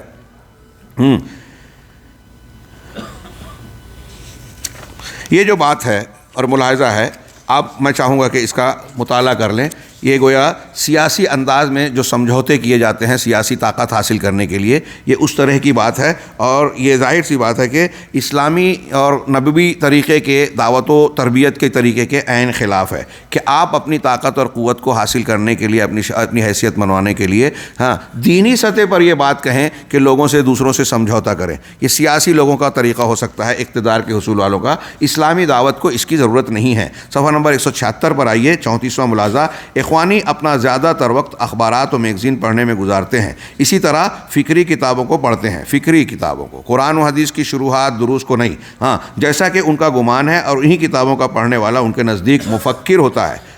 اور جو ایسی کتابوں کو نہ پڑھے وہ حقیقت حال اور حالات حاضرہ سے نابلد ہوتا ہے. علماء پہ یہ بہت بڑا الزام ہے, فقہ الواقع سے, حالات سے ناواقف ہیں. اس پر کچھ گزارشات پچھلے کچھ ملاحظات پر بحث کرتے ہوئے میں نے بیان کی ہے کہ فقہ الواقع سے متعلق جو ان کی بات ہے وہ خود ان کی بڑی گمراہی ہے. اور میں بار بار یہ کہتا ہوں کہ اگر حالات کی کچھ خبریں ایک آدمی کو, مسلمان کو نہیں معلوم ہے تو یہ عیب نہیں ہو سکتا, لیکن اگر قرآن و حدیث کی ضروری تعلیم کا سے وہ دور ہے تو یہ عیب ہو سکتا ہے. میں کہتا ہوں کہ ایسی کتابوں کو پڑھ کر آخر کون سا علم حاصل ہوگا؟ سوائے افلاس کے کچھ نہیں ہاتھ آئے گا. حق اور مناسب یہ ہے کہ وقت کو علم نافع کے حصول میں لگانا چاہیے. آپ اخبارات, ٹی وی چینل اور یہ پڑھ کے خبروں کو بیان کرنا ان کے یہاں بڑا علامائیت کہلاتی ہے, اور بہت باخبر ہونا یا اس کو سمجھتے ہیں کہ دانشوری ہے. آپ ملاحظہ فرمائیں کہ ان کے یہاں یہی مزاج بہت جو ہے بڑھا ہوا ہے. اور جو امام مالک کا قول پجا کہ لوگ, رحمہ اللہ کا جو قول پہلے بھی گزرا, کہ کچھ لوگ عبادت میں پڑھ کر علم ضائع کر دیتے ہیں, اور پھر وہی لوگ تلوار لے کر امت محمدیہ کے خلاف کھڑے ہوئے. لیکن اگر انہوں نے علم حاصل کیا ہوتا تو اس سے باز رہتے, شبہات اور شہوات کے فتنوں سے محفوظ رہتے. یہ بہت اہم ملاحظہ ہے. یہ جو ہم نے پیچھے پڑھا کہ یہ علماء اور اہل علم سے دور کرتے ہیں, ان کا ایک ذریعہ یہ بھی ہے کہ خبروں میں اور حالات حاضرہ یہ سیاسی مزاج دے کر اس میں الجھا دیتے ہیں, اور ہمارے اب نوجوان اس کو بہت شان سمجھتے ہیں کہ ہم ان خبروں کو علم میں رکھیں. 35واں ملاحظہ, اغوا اور قتل کی سازش اور اخوانیوں کی حالت سے یہ واضح ہے. یہاں نیچے جو انہوں نے اغوا اور قتل کی سازش, دھماکوں اور اس سے متعلق جو باتیں ہیں, یہ آپ نیچے ملاحظات فرمائیں کہ مصر میں, شام میں اور دوسرے مقامات پر یہ ثبوت کے آیا. خود اخوانیوں کا اعتراف ہے کہ وہاں کے ایک وزیر نقراشی نے جب یہ اعلان کیا کہ اخوانیوں پر پابندی لگ رہی ہے, تو اس کے 3-4 روز کے بعد ہی وزارت داخلہ میں ان کا جملہ ہے ایک اخوانی کا کہ اخوانی گولی نے ان کا کام تمام کر دیا, اخوانیوں نے قتل کر دیا. یہ اسلامی طریقہ ہے؟ ان کے آفسوں میں مختلف مسلم ممالک میں مصر اور دوسرے علاقوں میں ان کے دفتروں میں جو ہے اسلحے ملے، دھماکہ خیز مادے ملے، اس کی ٹریننگ کے کیمپ لگائے گئے کہ نوجوانوں کو ایسی ٹریننگز دی جائے جس سے وہ مقابلہ آرائی کر سکیں. اس طرح کی باتیں آپ اس تفصیل میں ملاحظہ کر سکتے ہیں، اور کئی واقعات کو جو آن ریکارڈ ہیں دستاویزی طور پر جس کا اس بات ہو چکا ہے. یہ ثابت ہوتا ہے کہ ان کے یہاں اس طرح کی ٹریننگ دی گئی اور ہدایت اور احکام پر مامور کیا گیا کہ آپ یہ کام انجام دیجئے، دھماکہ کیجئے، گولی ماریے، فلاں کیجئے، فلاں. یہ اسلامی طریقہ ہے؟ پوری اسلامی تاریخ میں آپ دیکھیے یہ خوارج کا طریقہ تو ہو سکتا ہے، مسلمانوں کا طریقہ نہیں ہے. اور اس طریقے نے کاش وقت ہوتا کہ ہم اس پر تفصیلی گفتگو کرتے کسی اور موقع سے. اہل علم یہاں موجود ہے، انشاءاللہ بات کریں گے. پوری اسلامی تاریخ میں جو اللہ کے نبی صلی اللہ علیہ وسلم کا جو فرمان ہے کہ یہ خوارج سب سے برے مخلوق ہیں، اور ان کے یہاں جو ہے سب سے برے اور کلاب النار کہا گیا. یہ اس کے اسباب اور اس کی معنویت پر غور کریں تو یہ واقعات دیکھیے جس کے ذریعے سے انہوں نے پورے عالم اسلام میں، پوری تاریخ میں اسلام اور مسلمانوں کو صرف اور صرف نقصان پہنچایا ہے. آخری پیراگراف اس سلسلے کا پڑھیے. ہم یہ بتا دیں کہ اس وقت ہماری پلاننگ میں یہ تھا، معاف کیجئے، حقیقت یہی ہے کہ اخوانیوں کا مصری حکومت سے کوئی دینی اختلاف نہیں رہا ہے بلکہ صرف سیاسی اختلاف رہا ہے. پچھلی صدی کے 20 کی دہائی میں مصر کے اندر جب یہ تحریک پیدا ہوئی تھی اس وقت ممکن ہے دینی عقیدہ اس کی ترجیحات میں رہا ہو، مگر تجربات یہ بتا رہے ہیں کہ اس تحریک کے اندر عقیدہ صرف ایک وسیلہ رہا ہے. دین اور اسلام کا، اس کو میں اور ایک جملے میں کہوں کہ اسلام کا ایک نعرہ ہے. جیسے سیاسی لیڈران ایک نعرہ لگاتے ہیں، مقصد کچھ اور ہوتا ہے، تو یہ اسلام کا نعرہ ہے. اور یہ چیز جو میں کہہ رہا ہوں یہ علی وجہ البصیرہ کہہ رہا ہوں. ان کے بڑے لیڈروں نے حکومتیں ملنے کے بعد یہ کہا کہ اسلام نہیں، ہم علمانیت اور سیکولر جو ہے قانون کو اختیار کریں گے، آزادی ہمارے نزدیک اہمیت رکھتی ہے. ان کے سیاسی مقاصد اس وقت واضح ہو کر سامنے آ جاتے ہیں جب ہم دیکھتے ہیں کہ اسلامی تحریکیں خود آپس میں ایک دوسرے کے خلاف ہتھیار اٹھا لیتی ہیں، اور ان کے پروردہ لوگ کیا کیا کرتے ہیں، کیسے فساد، گولیاں چلانا، کسی کو بھی جو ہے دشمن مان کے فتویٰ دے دینا کہ یہ مرتد ہو گیا، گولی مار دو. میں نے یہ بتایا کہ تکفیر کا یہ مزاج اور انقلاب اور قتل و غارت گری کی یہ حوصلہ افزائی اخوانیوں کے یہاں جو پائی جاتی ہے وہ اصل میں خارجیوں سے مستعار لی گئی ہے، ان کی فکر ہے. اسی لیے ان کو جدید دور کے خوارج کہا جاتا ہے. اس بنیاد پر بہت سارے مسلمانوں کو انہوں نے خود مارا، اور لاکھوں مسلمان، لاکھوں کہہ رہا ہوں، مبالغہ نہیں، لاکھوں مسلمانوں کے قتل کا سبب یہ لوگ بنے ہیں. اپنے ان انقلابی تحریک، جوشیلے جذباتی تعلیم اور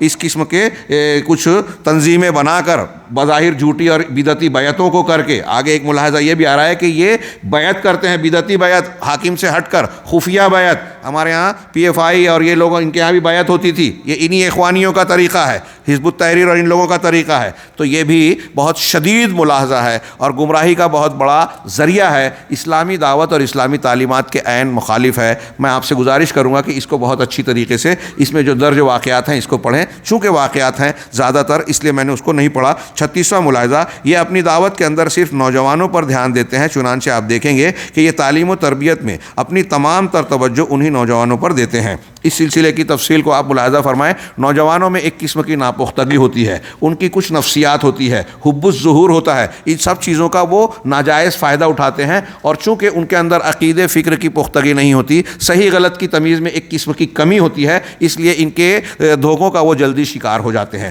لہٰذا ان پر توجہ دیتے ہیں، اور ان میں بھی جو ذہین ہے ان کو اہمیت دیتے ہیں، جو کم علم والے ہیں ان کو کم وہ توجہ دیتے ہیں. اس سلسلے میں نیچے کی جو آپ تفصیلہ ملاحظہ فرمائیں. ہم 37ویں ملاحظے پر آتے ہیں کہ بعض حکومتی کاز کو اپنی سرگرمیوں کو وسعت دینے کے لیے استعمال کرنا اور اس سرکاری کاز کے سائے میں اپنے دائرہ کار کو زیادہ سے زیادہ بڑھانے کی کوشش کرنا، یہ ایک قسم کی خیانت ہی ہے. جیسے حیا، جوالہ، کشافہ کے نشاطات اور تحفیظ القرآن کے ماتحت چلنے والے تمام خیراتی ادارے، اسی طرح تعلیمی اداروں میں چلنے والے طلباء کی سرگرمیوں کے شعبے، اس طرح طلبہ کی سرگرمیوں کے شعبے ہیں، وہاں مخیمات اور اپنے آدمی کو ڈال کے ان کے دماغ میں آہستہ آہستہ زہر ڈالا جاتا ہے. کیمپوں میں ایسا کیجئے، ویسا کیجئے.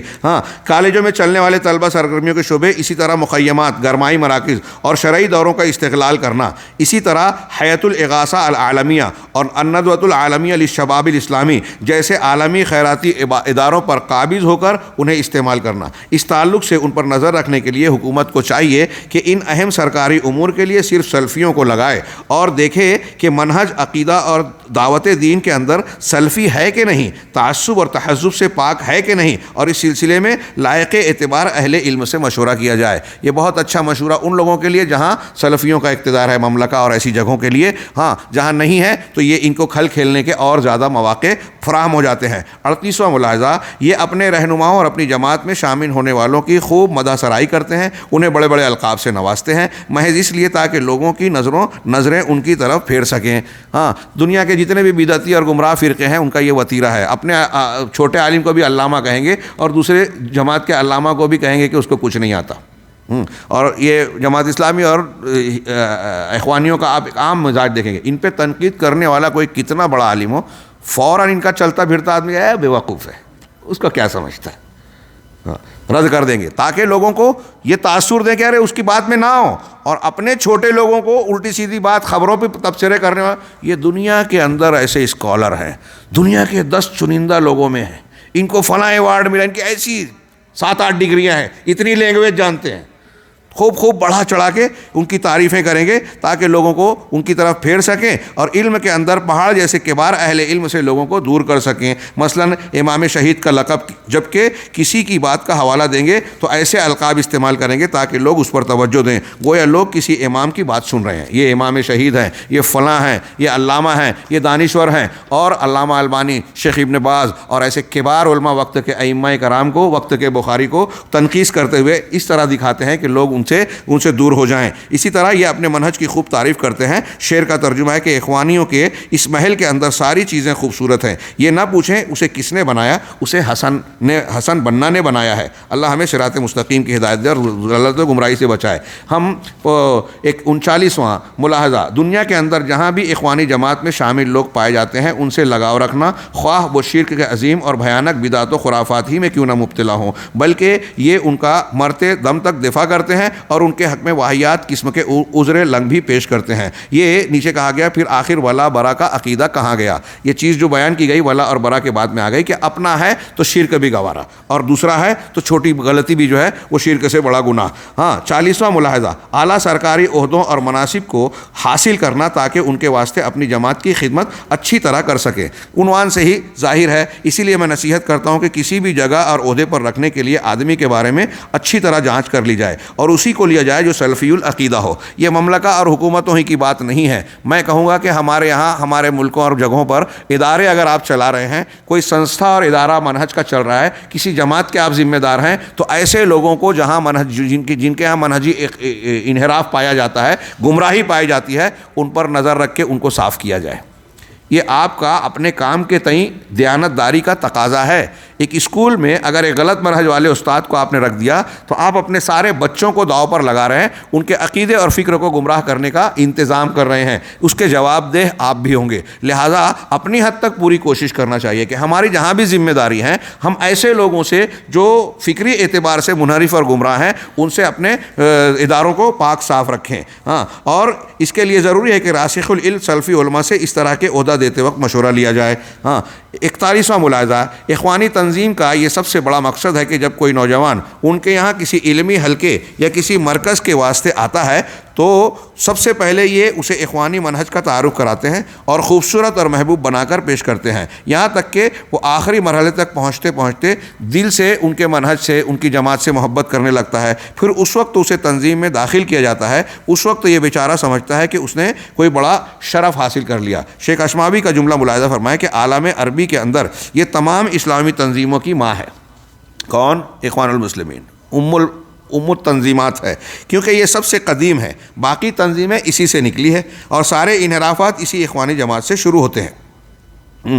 عبداللہ بن ناصح علوان کہتے ہیں کہ جہاں تک تنظیمی مسئلہ ہے تو یہ بہت بڑا مسئلہ ہے، تمام اسلامی تحریکوں اور جماعتوں کو چاہیے کہ وہ ان کا دھیان دیں، وہ اس کے لیے پوری کوشش صرف کریں، کیونکہ تنظیم کے اندر کوئی بھی غلطی یا خلل جماعت کی بنیاد کو ہلا سکتی ہے۔ اس لیے ایسی قاتل جماعتوں اور ان کی سازشی اور مکار چالوں سے بچ کر رہنا چاہیے جو اس مبارک ملک کے نوجوانوں کو شکار کر کے انہیں گمراہ کر رہے ہیں۔ یہ کچھ ملاحظات کو جیسے جو آپ نے سرسری طور سے پڑھا، ان کے طریقہ کار کار کی طرف ایک گویا اشارہ ہے. اگر ہم دیکھیں تو یہ بھی دراصل نوجوانوں کو پھانسنے اور دھوکہ دینے کا ایک طریقے کی طرف اشارہ ہے. یہ ایک اہمیت کا حامل آگے ایک دو ملاحظہ ہے، میں اس کو سرسری طور سے پیش کر رہا ہوں. اخوانی منہج میں بیعت اور اس کے 10 ارکان جو کہ ایک بدعتی امر ہے. حسن البنا نے کہا کہ بیعت کی جائے اور ان 10 نکات پر بیعت کی جائے. علامہ احمد نجمی نے اس پر بڑی مفصل بحث کی اور کہا کہ یہ اسلامی بیعت کے بعد اس قسم کی بیعت بدعتی ہے، اہل تصوف کے یہاں ہو یا شیخ حسن البنا نے پیش کی ہے، کیونکہ بیعت حاکم اعلیٰ سے ہوتی ہے. چنانچہ جس نے بھی حاکم اعلیٰ کو چھوڑ کر کسی دوسرے فرد سے بیعت لی اس نے بدعت کا ارتکاب کیا. پھر سلف میں سے کسی سے یہ منقول نہیں کہ وہ کسی سے بیعت لیتے تھے، اور کہا گیا کہ سلف کی اتباع ہی میں خیر ہے اور خلف کی بدعت میں ہر برائی ہے. ہاں، سب سے بہتر امور وہی ہے، سب سے بہتر امر امور میں وہی ہے جو ہدایت پر ہے، اور بدعتی نئی ایجاد کردہ امور سب سے برے ہیں. یہ حدیث کے الفاظ ہیں جو شعر میں بھی کسی نے بیان کیے. حسن بنا نے مجموعۃ الرسائل کے اندر کہا ہے کہ اے میرے سچے بھائیوں، ہماری بیعت کے 10 ارکان ہیں، انہیں یاد کر لو. اور ان 10 ارکان کو جو ذکر کیا ہے ان میں وہ 10 ارکان شرعی تعلیمات اور بنیادوں سے کچھ الگ اور کچھ موافقت رکھنے والے ہیں. ظاہر سی بات ہے کہ اسے بدعت ہی کہا جائے گا. اور نبی صلی اللہ علیہ وسلم نے فرمایا کہ ستکون خلفاء تکثر قالوا فما تأمرنا قال فو ببیعت الاول فالاول. اللہ کے رسول صلی اللہ علیہ وسلم نے فرمایا کہ عنقریب کچھ خلیفہ ہوں گے اور بہت ہوں گے، خلیفہ ہوں گے اور بہت ہوں گے. لوگوں نے عرض کیا پھر آپ ہم کو کیا حکم کرتے ہیں؟ کئی خلیفہ ہو جائیں تب کیا کریں؟ تو آپ نے فرمایا کہ جس سے پہلے بیعت کر لو اسی کی بیعت کو پوری کرو اور ان کا حق ادا کرو، ان سے خیانت نہ کرو. بیعت کرنے کے بعد ان کو دھوکہ دینا، بغاوت کرنا، سم و طاعت سے نکل کر ان کے خلاف سازشیں کرنا، خفیہ میٹنگ کرنا، ان کے پر تنقیدیں کرنا، یہ اللہ کے رسول صلی اللہ علیہ وسلم کے اس فرمان اور دیگر فرامین کے نظر میں جرم ہے. شیخ الاسلام علامہ ابن تیمیہ کہتے ہیں کہ کسی بھی معلم کے لیے جائز نہیں ہے کہ وہ کسی سے عہد لے جس میں وہ اس سے ہر اس چیز کی موافقت لے جو وہ چاہے. میں جو چاہتا ہوں اس میں آپ میرے موافق رہو. کوئی معلم اپنے طلبہ سے، اپنے ماتحتوں سے اس طرح کی بیعت اور قسم نہیں لے سکتا. ہر اس سے دوستی طلب کرے جس سے وہ دوستی کرتا ہے. میں جس کو دوستو بناؤ تم دوستو بنانا، میں جس کو دشمن بناؤ اس کو دشمن بنانا. کوئی معلم، علامہ ابن تیمیہ کہہ رہے ہیں کہ کوئی معلم ایسی بیعت نہیں لے سکتا، اور ایسا جو کرے وہ چنگیز خاں اور اس جیسے لوگوں میں شمار ہوگا جو لوگ اپنی موافقت کرنے والوں کو اپنا دوست سمجھتے ہیں اور مخالفت کرنے والوں کو اپنا دشمن. بلکہ سب لوگوں پر ضروری ہے کہ وہ اللہ اور اس کے رسول کی اطاعت کریں اور وہی کام کریں جو اللہ اور اس کے رسول نے حکم دیا ہو. ہر اس چیز کو حرام سمجھیں جسے اللہ اور اس کے رسول نے حرام کیا ہو، اور اللہ اور اس کے رسول کے حقوق کا خیال رکھیں. بطور خاص حسن بنا نے رسالۃ التعالیم کے ذکر کے اندر ذکر کیا ہے کہ ان کی اطاعت اور حکم کی وجہ آوری کا مطلب یہ ہے کہ اسے فوری طور پر پورا کیا جائے، ہر حال میں، یعنی خوشی، غمی اور تکلیف و آسانی ہر حال میں. اخوانی المسلمین کے یہ جو بیعت اور 10 ارکان کا یہ جو سلسلہ ہے، یہ اسلامی تعلیمات جو ہم نے جس کی طرف اشارہ شیخ الاسلام اور دوسری حدیث کی روشنی میں جانا، اس کی صریح خلاف ورزی ہے. شیخ ابن عثیمین سے سوال کیا گیا کہ کیا یہ جائز ہے کہ ایک ہی شخص کی گردن میں دو شخص کی بیعت ہو، ایک بیعت مسلم حکمراں کی اور دوسری بیعت جماعت کے رہنما کی، صوفی پیر صاحب کی یا فلاں اور فلاں کی؟ تو شیخ نے کہا نہیں، یہ کسی کے لیے جائز نہیں کہ اس کی گردن میں دو بیعت ہو، ایک بیعت مسلم حکمراں کی اور دوسری بیعت جماعت کے رہنما کی جس کی طرف وہ منسوب ہے. اور نبی صلی اللہ علیہ وسلم کا مسافرین کے بارے میں یہ کہنا کہ جب 3 لوگ ہوں تو ایک کو امیر بنا لیں، اس سے یہ مطلب نہیں ہے کہ اس سے بیعت کر لیا جائے، بلکہ اس کا مطلب یہ ہے کہ سفر میں بھی جماعت کا ایک امیر ہو جس کے پاس معاملات حل کیے جائیں تاکہ اختلاف نہ ہو. اور اس سے یہ بھی سمجھ میں آ رہا ہے کہ اختلاف کے ہر دروازے کو بند کرنے کی کوشش کی گئی ہے. میں کہتا ہوں کہ اللہ کے رسول صلی اللہ علیہ وسلم نے جس واضح طریقے کو بتایا ہے اس پر عمل کیوں نہیں کرتے؟ نبی پاک صلی اللہ علیہ وسلم نے ترکتکم علی البیضاء، ترجمہ دیکھیے کہ ایک واضح راہ پر میں نے تم لوگوں کو چھوڑا ہے جس کی رات بھی جس کے دن کی طرح ہے، اس سے وہی بھٹک سکتا ہے جو ہلاک ہونے والا ہے. اللہ کے رسول صلی اللہ علیہ وسلم کی پیش کی ہوئی تعلیمات اور دین بالکل شاہراہ صاف، یہ اللہ کے رسول کہہ رہے ہیں. ابھی میں نے دمام میں اس پر کچھ تھوڑی تفصیلی گفتگو کی. صاف ستھرا دین، کوئی اغماس، پوشیدگی، الجھن کی بات نہیں ہے. اس کو چھوڑ کر اس کے پیچھے جانے کی کیا ضرورت، نئے افکار کی کیا ضرورت؟ اگر کوئی نئے فکر کی طرف جا رہا ہے تو اس کا مطلب وہ یہ سمجھ رہا ہے کہ اللہ کے رسول صلی اللہ علیہ وسلم کے دین میں کمی ہے، خامی ہے. نبی کریم صلی اللہ علیہ وسلم نے مزید فرمایا کہ میں تمہارے درمیان جو چیز چھوڑی چھوڑ دی ہے، اگر اسے مضبوطی سے تھامے رہو گے تو میرے بعد کبھی گمراہ نہیں ہو سکتے. اور وہ چیزیں کیا ہے؟ اللہ کی کتاب اور میری سنت. یہ کتنی صاف بات ہے. پھر آپ الجھن کے کیوں شکار ہیں؟ ادھر ادھر کیوں دیکھ رہے ہیں؟ اخوانی اور دوسرے منہج کی گمراہی کا اصل بنیاد کتاب اللہ اور سنت رسول صلی اللہ علیہ وسلم اور سلف صالح کے طریقوں سے دوری اور خواہشات نفس کی پیروی ہے. اس لیے موت سے پہلے حق کی اتباع ضروری ہے، ورنہ بروز قیامت شرمندگی کوئی فائدہ نہیں پہنچائے گی. ٹائم زیادہ ہو گیا ہے، 10 منٹ ہو سکتا ہے. ہاں، یہ سرسری طور سے ہی گزار دیں گے.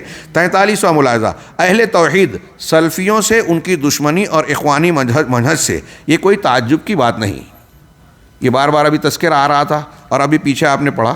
ہاں، یہاں شیخ نے ذکر کیا حسن البنا کا قول. چلیے انہی کے الفاظ میں دیکھ لیں تاکہ وقت بچے کہ ہمارے اور یہودیوں کے درمیان کوئی دینی اختلاف نہیں ہے، اور ان کے بعض مشیر، یعنی حسن البنا کے مشیر عیسائی قبطی تھے. ان کے بعد ایک بڑے اخوانی نے کہا کہ سارے مسلمان اور عیسائی حقوق و واجبات میں برابر ہیں. اسی طرح اخوانی رہنماؤں نے اہل سنت اور شیعہ کے درمیان تقارب اور اتحاد کی کوشش کی. اس کو ہم ولا اور برا کے اور ابتدائی ملاحظات میں پڑھ چکے ہیں، غزالی، اشماوی اور کئی لوگوں کے قول میں. دیکھیے، شیعوں سے تقارب کی بات کی جا رہی ہے. اس کے لیے باقاعدہ کمیٹی بنائی گئی، پرچہ نکالا گیا، کمیٹی بنا کے کوشش کی گئی، رہنماؤں سے ملاقاتیں کی گئی. شیعوں سے تقارب، ہاں، صوفیوں سے مل جل کر رہنا، پلس یہودیوں سے. حسن البنا کا کہنا ہے کہ ہمارے درمیان دینی مخاصمت اور جھگڑا نہیں ہے. نصرانیوں کو اپنا مشیر رکھا. ان کے سربراہ اعلان کر رہے ہیں کہ اگر ہماری اسلامی حکومت تیار ہوئی تو عیسائی اور مسلمان اور سارے حقوق میں یکساں اور برابر رہیں گے، سب کو آزادی رہے گی، وغیرہ وغیرہ. تو اب ان کا دشمن بچا کون؟ آگے شیخ نے کہا اب اس کے بعد ان کا دشمن کون ہو سکتا ہے سوائے ان سلفیوں کے جو کتاب و سنت اور سلف صالحین کے منہج پر چلتے ہیں، جو گروہ بندی اور مذموم تعصب کو نہیں جانتے. جب ان کی تعلیم عام ہوگی تو ان کے یہ مقاصد کے راستے میں رکاوٹ بنے گی. اور یہ معلوم ہونا چاہیے کہ اخوانیوں سے سب سے زیادہ انہیں سلفیوں کو تکلیف پہنچی ہے. یہ ان سلفیوں سے ہر جگہ دشمنی کرتے ہیں، بلکہ یہ سلفیوں پر طرح طرح کے الزامات لگاتے اور ان کے خلاف پروپیگنڈا کرتے ہیں تاکہ ان لوگوں کو ان سے بدظن اور دور کر سکیں. ان کے جو براہ راست متعلقین روافظ ہیں، اور روافظ جن کے اعلی کار ہیں، جہاں سے وہ نکلے ہیں، یہودی مجوسی، یہ سب لوگ دنیا کے میڈیا پر کافی اثر انداز ہوتے ہیں. ہاں، افغانستان کے اندر اخوانی رہنما حکمت یار بہت دن تک شروع میں ہم لوگ ان سے بھی متاثر تھے، خبریں نہیں ملتی تھی. ہاں، یہ شیخ جمیل الرحمان صاحب کا اپنے آپ کو شاگرد بھی کہتا تھا، اور یہ اب بعد میں ثابت ہوا کہ ان کے قتل میں ان کے بھی ہاتھ تھے، واللہ عالم. افغانستان کے اندر اخوانی رہنما حکمت یار کہتا ہے کہ اسلام کے دشمنوں نے قادیانیوں کے بدلے میں ہمارے اندر ایک دوسرا فتنہ پیدا کر دیا ہے، اور وہ وہابیت کا فتنہ ہے. وہابیت اسلام کے اندر ایک باہری مذہب ہے جسے گھسایا گیا ہے، داخل کیا گیا ہے، اور یہ اسلام کے خلاف استعماری اور صہیونی طاقتوں کی طرف سے سب سے بڑا خطرہ ہے. کیونکہ اس وقت اعدائے اسلام چاہتے ہیں کہ اسلام کو نقصان پہنچانے کے لیے اس سے اندر ہی مقابلہ کریں. ہاں، یہ دیکھیے حوالہ موجود ہے. لجنہ دائمہ برائے علمی بحوث و افتاء نے کہا کہ وہابیت کا لفظ شیخ محمد بن عبد الوہاب کے دشمنوں نے آپ کی اس دعوت کے لیے استعمال کیا جو صرف توحید کی دعوت دیتے تھے، شرکیات سے لوگوں کو روکتے تھے. وہ تمام طریقوں کو چھوڑ کر صرف محمد صلی اللہ علیہ وسلم کے طریقے کی طرف بلاتے تھے. ان دشمنوں کا مقصد آپ کی دعوت سے لوگوں کو متنفر کرنا اور انہیں آپ کی دعوت سے روکنا ہے. لیکن ان کے دشمنوں کی تمام کوششوں نے انہیں کوئی نقصان نہیں پہنچایا، بلکہ ان کی دعوت پورے عالم اسلام میں پھیل گئی، کیونکہ آپ کی دعوت کی بنیاد کتاب و سنت پر ہے. اس لیے لوگوں نے اسے مضبوطی سے پکڑ لیا اور اس کی طرف دعوت دینے لگے. اب یہ حکمت یار کے قول میں آپ غور کیجئے کہ یہ بھی وہی زبان بول رہے ہیں جو عام طور سے اہل بدعت کہتے ہیں. ترکیوں نے چلایا، عالمی میڈیا نے اور انگریزوں نے اس کو خوب پھیلایا، اپنی رپورٹوں میں درج کیا، اور آج بدعتی اکثر اہل الحدیث کو وہابی کہتے ہیں. شیخ محمد بن عبد الوہاب رحمہ اللہ اور ان کی تحریک کو جو ہے وہ غلطیوں سے اور مختلف قسم کے الزامات سے متہم کرتے ہیں. ان اخوانیوں کی سلفیوں سے شدید دشمنی کا اندازہ اس سے لگا سکتے ہیں کہ انہیں ایک سلفی عالم شیخ جمیل الرحمان اور ان کے ساتھیوں کو قتل کر دیا اور کچھ کو مار بھگا دیا. کتاب و سنت، شیخ جمیل الرحمان کو مارنے والا کہتے ہیں کہ ایک فلسطینی تھا، فجر کی نماز پڑھی. نورستان ایک افغانستان کے اندر جب رشیا کا کنٹرول ہو رہا تھا تو انہوں نے ایک علاقہ بنایا. ہاں، اور بہت نورستان جی کنر میں آئی تھی ان کی حکومت. کنر، ہاں جی، شیخ جمیل الرحمان صاحب کی. کنر نورستان بولتے ہیں نا اسی کو؟ نہیں، ایک ہی صوبہ، ایک الگ سے. ہاں کنر شیخ کہہ رہے ہیں، نام میں خیر تھوڑا فرق ہو سکتا ہے. تو وہاں یہ بڑی کامیابی سے ایک پورا گروہ چلا رہے تھے، جمع تھا، اور ایک ان کے ساتھ کافی لوگ تھے. یہ حکمت یار اپنے آپ کو شاگرد بھی کہتے تھے. فجر کی نماز پڑھا کر نکل رہے تھے مسجد سے، انہیں گولی ماری گئی، اور جس نے مارا تھا فلسطینی، وہ کچھ دور گیا، 2 ویلر پہ تھا، 2 پہیہ گاڑی پر، اور کچھ دور گیا تو اسے بھی گولی مار دی گئی تاکہ پتہ نہ چلے کون تھا کیا تھا. اس کو مارنے والا نامعلوم. ہاں سلفی دعوت کو پھیلانے کی وجہ سے کہہ رہے ہیں کہ اور کچھ کو ان کے ساتھیوں نے کیا اور کچھ کو مار بھگا دیا. کتاب و سنت پر ان کے عمل پیرا ہونے، توحید کی کتابوں کو پڑھانے اور سلفی دعوت کو پھیلانے کی وجہ سے. آج ہمارے یہاں دیکھیے افغانستان میں جب سے امریکی اور طالبانی معاہدہ ہوا ہے، اس کے بعد کئی خبریں آ رہی ہے کہ اہل حدیث علماء کو قتل کیا جا رہا ہے، ان پر عرصہ دراز تنگ کیا جا رہا ہے. کون لوگ ہیں یہ لوگ اور کیوں قتل کر رہے ہیں؟ کون سا ان کا کاز ہے؟ ہاں، اور امریکہ سے ان لوگوں نے معاہدہ کر لیا، سلفیوں سے نہیں ہو پا رہا ہے. یہی معاملہ ان کا بھی ہے. چنانچہ اے مسلم نوجوانوں، ایسی مبغوض حزبیت سے دور رہو جو دشمن کو دوست اور دوست کو دشمن بنا کر دکھاتی ہے، حق کو باطل اور باطل کو حق دکھاتی ہے. یہ سب برین واشنگ کے ذریعے ممکن ہوتا ہے. ذہنی طور سے آپ کو دھویا جاتا ہے، آپ کی فکر کو پالش کیا جاتا ہے، اور ایسا یہ خفیہ اجتماعات میں کرتے ہیں جو کہ اخوانی منہج کے بنیادی امور میں سے ہے.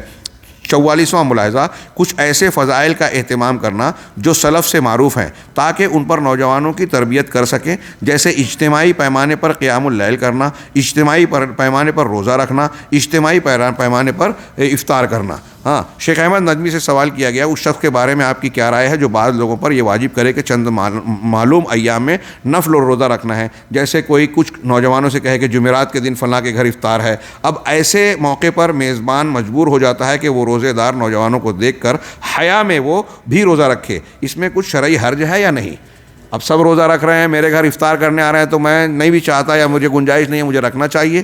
تو شیخ نے جواب دیا کہ اس میں سخت شرعی حرج پایا جاتا ہے. ہم جانتے ہیں کہ یہ لوگ اس طرح کچھ لوگوں پر ایسی چیزیں واجب کرتے ہیں جو ان پر واجب نہیں ہوتی، اور کہتے ہیں یہ تعلیم کے باب سے ہے، یہ عمل خیر پر تعاون کے باب سے ہے. نہیں، یہ ایک باطل عمل ہے. جو ایسا کرے گا گویا اس نے اللہ اور اس کے رسول کے ساتھ خود کو بھی شارع بنا لیا. جو اللہ نے فرض نہیں کیا آپ کر رہے ہو، اور ایسی چیز کو واجب کر دیا جسے اللہ نے واجب نہیں کیا. ارشاد باری ہے، ام لہم شرکاء شرعوا لہم من الدین ما لم یأذن بہ اللہ. کیا ان کے لیے کچھ ایسے شریک ہیں جنہوں نے ان کے لیے دین کا وہ طریقہ مقرر کیا ہے جس کی اللہ نے اجازت نہیں دی. اور نبی صلی اللہ علیہ وسلم نے کبھی بھی کسی پر یہ لازم نہیں کیا کہ وہ قیام اللیل کرے یا نفلی روزہ رکھے، بلکہ آپ نے فرض ہو جائے گا اندیشہ کی بنیاد پر 3 دن کے بعد جماعت نہیں قائم کی، تراویح کی، یا اس طرح کوئی نفلی عبادت لازمی طور پر کرے. چنانچہ اس طرح لازمی بنا کر یہ حزبی جو کر رہے ہیں سب باطل ہے. انہیں اللہ سے ڈرنا چاہیے اور اس سے توبہ کرنا چاہیے.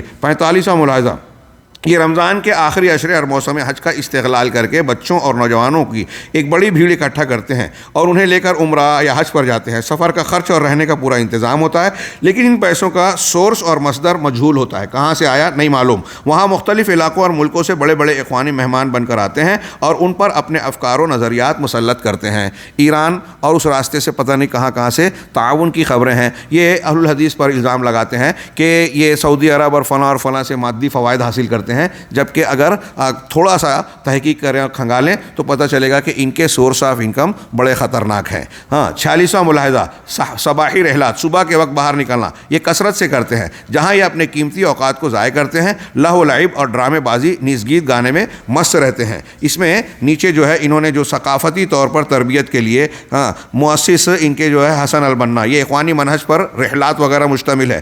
دوسرے پیراگراف میں دیکھیے کہ ایسا کر کے یہ اپنے بانی اور مؤسس حسن بننا کے منہج پر چل رہے ہیں. چنانچہ حسن بننا نے کہا تاکہ اخوان آپس میں ایک دوسرے سے مربوط رہیں انہیں درج ذیل امور پر دھیان دینے کی ضرورت ہے. پہلا، ثقافتی رحلات کا انتظام کریں تاکہ آثار قدیمہ، کارخانوں اور دیگر چیزوں کی زیارت کر سکیں.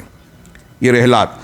2، جسمانی ورزش کی خاطر رحلات کا انتظام کریں. 3، پہاڑوں، صحراؤں یا کھیتوں کی سیر کے لیے بھی رحلات کا انتظام کریں. نہروں کی سیر کے لیے رحلات کا انتظام کریں، سفر اور جو ہے ٹرپ وغیرہ، تاکہ وہاں جا کر کشتی بازی کریں. سائیکل کے ذریعے مختلف رحلات کا انتظام کریں. ہفتے میں یا علی الاقل 2 ہفتے میں ایک بار روزے کا ضرور انتظام کریں. مسجد کے اندر ہفتے میں علی الاقل ایک بار ضرور اکٹھا ہو کر فجر کی نماز پڑھیں. ہفتے یا 2 ہفتے میں ایک بار ضرور اخوان کو دوسروں کے ساتھ سونا چاہیے۔ میں کہتا ہوں کہ ان میں سے اکثر پر اخوانی یقیناً عمل کر رہے ہیں۔ اب تربیت کا یا تعلیم کا، ٹریننگ کا یہ جو طریقہ حسن البنا صاحب پیش کر رہے ہیں، بتائیے کہ اس میں قرآن و حدیث کا یا ان کی تعلیمات کا کتنا اثر ہے، اور منہج نبوی اور منہج سلف کو کتنا اختیار کیا گیا ہے۔ ظاہر سی بات ہے کہ ایک پکا سچا مسلمان نبی کریم صلی اللہ علیہ وسلم، آپ کی تعلیمات اور صحابہ کرام کے منہج سے اگر ہٹ کر ان چیزوں کو دیکھے تو یہ نئی نسل کو تھوڑا اٹریکٹیو نظر آتا ہے، خوشنما اور پرکشش نظر آتا ہے، لیکن ایسا کر کے وہ بہت ساری سنتوں اور شرعی طریقوں سے اپنے آپ کو دور کرتا ہے۔ 47واں ملاحظہ، یہ نوجوانوں میں عقل مندوں پر کچھ زیادہ ہی دھیان دیتے ہیں، جبکہ جو کند ذہن ہوتے ہیں اکثر ان کے اندر خیر میں رغبت کچھ زیادہ ہی پائی جاتی ہے۔ یہ چیز اخوانیوں سے ملنے جلنے والے جانتے ہیں۔ ہمارے بعض لوگ جو اغیار میں دعوت و تبلیغ کا شعبہ چلاتے ہیں ہندوستان میں، ان کا کہنا ہے کہ ہم نے دیکھا کہ جو بہت قابل لڑکے ہوتے ہیں علماء، ان کی رغبت دعوت غیروں میں تداوت دینے میں کم ہوتی ہے۔ ہمارے ہاں وہ بچے زیادہ آتے ہیں جو پڑھنے کے زمانے میں کچھ متوسط یا کمزور کہلاتے تھے، لیکن ان کے اندر دعوت کے کام کا جذبہ ہوتا ہے، شوق ہوتا ہے، اخلاص ہوتا ہے، تو اللہ رب العالمین اس کی برکت سے ان کے اندر ایسی تاثیر، ایسا صلاحیت پیدا کرتا ہے کہ وہ بڑے کامیاب داعی بن جاتے ہیں۔ اس کے مقابلے ہم دیکھتے ہیں کہ قابل لوگ ویسے کامیاب نہیں ہو پاتے۔ یہ ہمارے یہاں کے تجربہ ہے۔ اور اخوانی کیا کہتے ہیں کہ جو کمزور ہیں ان کو کنارے کرو، چھانٹ دو، اور جو ذہین ہیں ان کی طرف توجہ دو، ان پر خاص محنت کرو۔ آخر میں اس سلسلے میں شیخ احمد نجمی سے جب سوال کیا گیا تو انہوں نے جواب دیا کہ اس طرح کی تخصیص جائز نہیں ہے، بلکہ دروس سارے طلبہ کے لیے عام ہونا چاہیے۔ یہ اخوانی منہج ہے جو درست نہیں کہ کچھ بچوں کو ذہین کو چھانٹ کر ان پر توجہ دی جائے، محنت کی جائے، باقی کو غیر اہم قرار دیا جائے۔ 48واں ملاحظہ، لوگوں پر واجب کرنا کہ کافروں کے پروڈکٹ کا بائیکاٹ کریں۔ یہ آج کل ہمارے یہاں بہت چلتا ہے کہ ارے کفار کا پروڈکٹ جو ہے، یہ لسٹ آتی ہے، تصویریں آتی ہے کہ ان کا بائیکاٹ کیا جائے۔ یہ شرعی تعلیم میں ایسا نہیں ہے، الا یہ کہ اگر حکیم وقت آپ کو مسلم حکام میں سے کوئی کسی خاص مصلحت کی بنا پر کوئی ہدایت دے رہا ہے تب الگ معاملہ ہوگا، ورنہ شرعی اعتبار سے قوموں کے درمیان تعلقات اور مسائل ولا اور برا کے بارے میں تفصیلی تعلیمات ہمارے یہاں موجود ہے۔ قرآن و حدیث کی روشنی میں علماء کرام نے، نیچے آپ نام دیکھ سکتے ہیں کہ بہت سارے مشائخ نے اس کی تردید کی ہے، جیسے شیخ ابن باز، شیخ ابن عثیمین، شیخ فوزان، شیخ احمد نجمی، ان سب نے شرعی نصوص کے اس مخالف قول پر رد کیا ہے، اور یہ کہ بائیکاٹ حاکم کی اجازت کے بغیر جائز نہیں ہے۔ اس لیے اللہ سے ڈرو اور اپنے جذبات کو قابو میں رکھو اور شرعی نصوص کی روشنی میں ہر عمل کو انجام دو۔ 49واں ملاحظہ، اس ملک کے علماء سے انہی فتاووں کو لینا جو انہیں اچھا لگے اور جو ان کی خواہشات کے مطابق ہوں، اور ان فتاووں کو رد کر دینا جو انہیں اچھا نہ لگے اور جو ان کے افکار و نظریات کے مخالف ہو۔ اہل بدعت، گمراہ فکر اور منہج کے حاملین قرآن و سنت کے ساتھ یہی معاملہ کرتے ہیں، تو فتاووں کا کیا معاملہ؟ اس سلسلے میں کچھ ضروری تفصیلات ہیں جو میں چاہوں گا کہ آپ حضرات اس کو مطالعہ کر لیں۔ یہ جو انہوں نے کچھ مثالیں بھی پیش کی کہ اگر کوئی فتویٰ انہوں نے مانگا ان کی فکر اور منہج کے موافق ہے تو اس کی تعریف کی، قبول کر لیا، اور جہاں مخالف ہے تو اس کو رد کر دیا۔ یہ دورنگی منافقت یہ ان کے منہج کا حصہ ہے۔ ایک مسلمان اور مومن بندہ اس کو اختیار نہیں کرے گا۔ ہاں، دلائل کے بنیاد پر اختلاف کی گنجائش کہیں کہیں ہو سکتی ہے، لیکن آپ کے اپنے افکار کی بنیاد پر یہ عصبیت کہلاتا ہے کہ میرا اصول، میرے جو جماعت کا بانا خود ساختہ اصول ہے، میری جماعت کے لوگ ایک چیز اختیار کیے ہوئے ہیں تو اس کے خلاف کوئی کتنا بھی مدلل فتویٰ دے رہا ہے وہ ہم قبول نہیں کریں گے۔ یہ غلط ہے اور یہ اخوانی منہج ہے دیگر بدعتیوں کی طرح۔ 50واں ملاحظہ، بعض مسائل میں ان کا تساہل سے کام لینا، جیسے تصویر کشی۔ چنانچہ ان کو دیکھو گے کہ کیمروں سے تصویر بناتے ہیں، چاہے ان کی ضرورت ہو یا نہ ہو، اور جب ان پر کوئی نکیر کرتا ہے تو کہتے ہیں کہ دنیا فضاؤں میں سیر کر رہی ہے اور تم لوگ تصویر کشی کے جائز اور ناجائز ہونے میں مناقشہ کر رہے ہو، تم لوگ داڑھی کی بات کر رہے ہو، تم لوگ اس بال نیچے کرنے کو حرام کہنے کی یہ باتیں کر رہے ہو۔ ہاں، یہ بھی کہتے ہیں کہ امت زخموں سے چور چور ہے اور تم لوگ تصویر کشی کے جائز اور ناجائز ہونے میں مناقشہ کر رہے ہو، بحث کر رہے ہو۔ یہاں تک کہ ان کی بعض آفسوں میں آپ دیکھیں گے کہ نیم عریاں عورتوں کی تصویریں لگا رکھی ہیں، ہاں، یادگار کے طور پر۔ ہم اس جہالت پر اللہ کی پناہ مانگتے ہیں۔ اس طرح اور بھی کئی معاملے میں ان کے ہاں آپ تسامح اور غلطیاں پائیں گے، جیسے مثال کے طور پہ ان کے ہاں مخلوط تعلیم کے سلسلے میں یہاں کچھ ملاحظات، یہ 50 ملاحظے ہم مکمل ہیں، آخر میں سرسری گزرے۔ میں آپ سے یہ عرض کر دوں کہ اخوانیوں کے خلاف ملاحظات یہ 50 ہی نہیں ہیں، بلکہ میرے نزدیک ان میں سے کچھ ایسی چیزیں ہیں جس کا ذکر کرنا بہت ضروری تھا، شاید چھوٹ گیا یا ضمناً آ گیا۔ مثال کے طور پہ انبیاء کرام پر طعن و تشنیع کرنا۔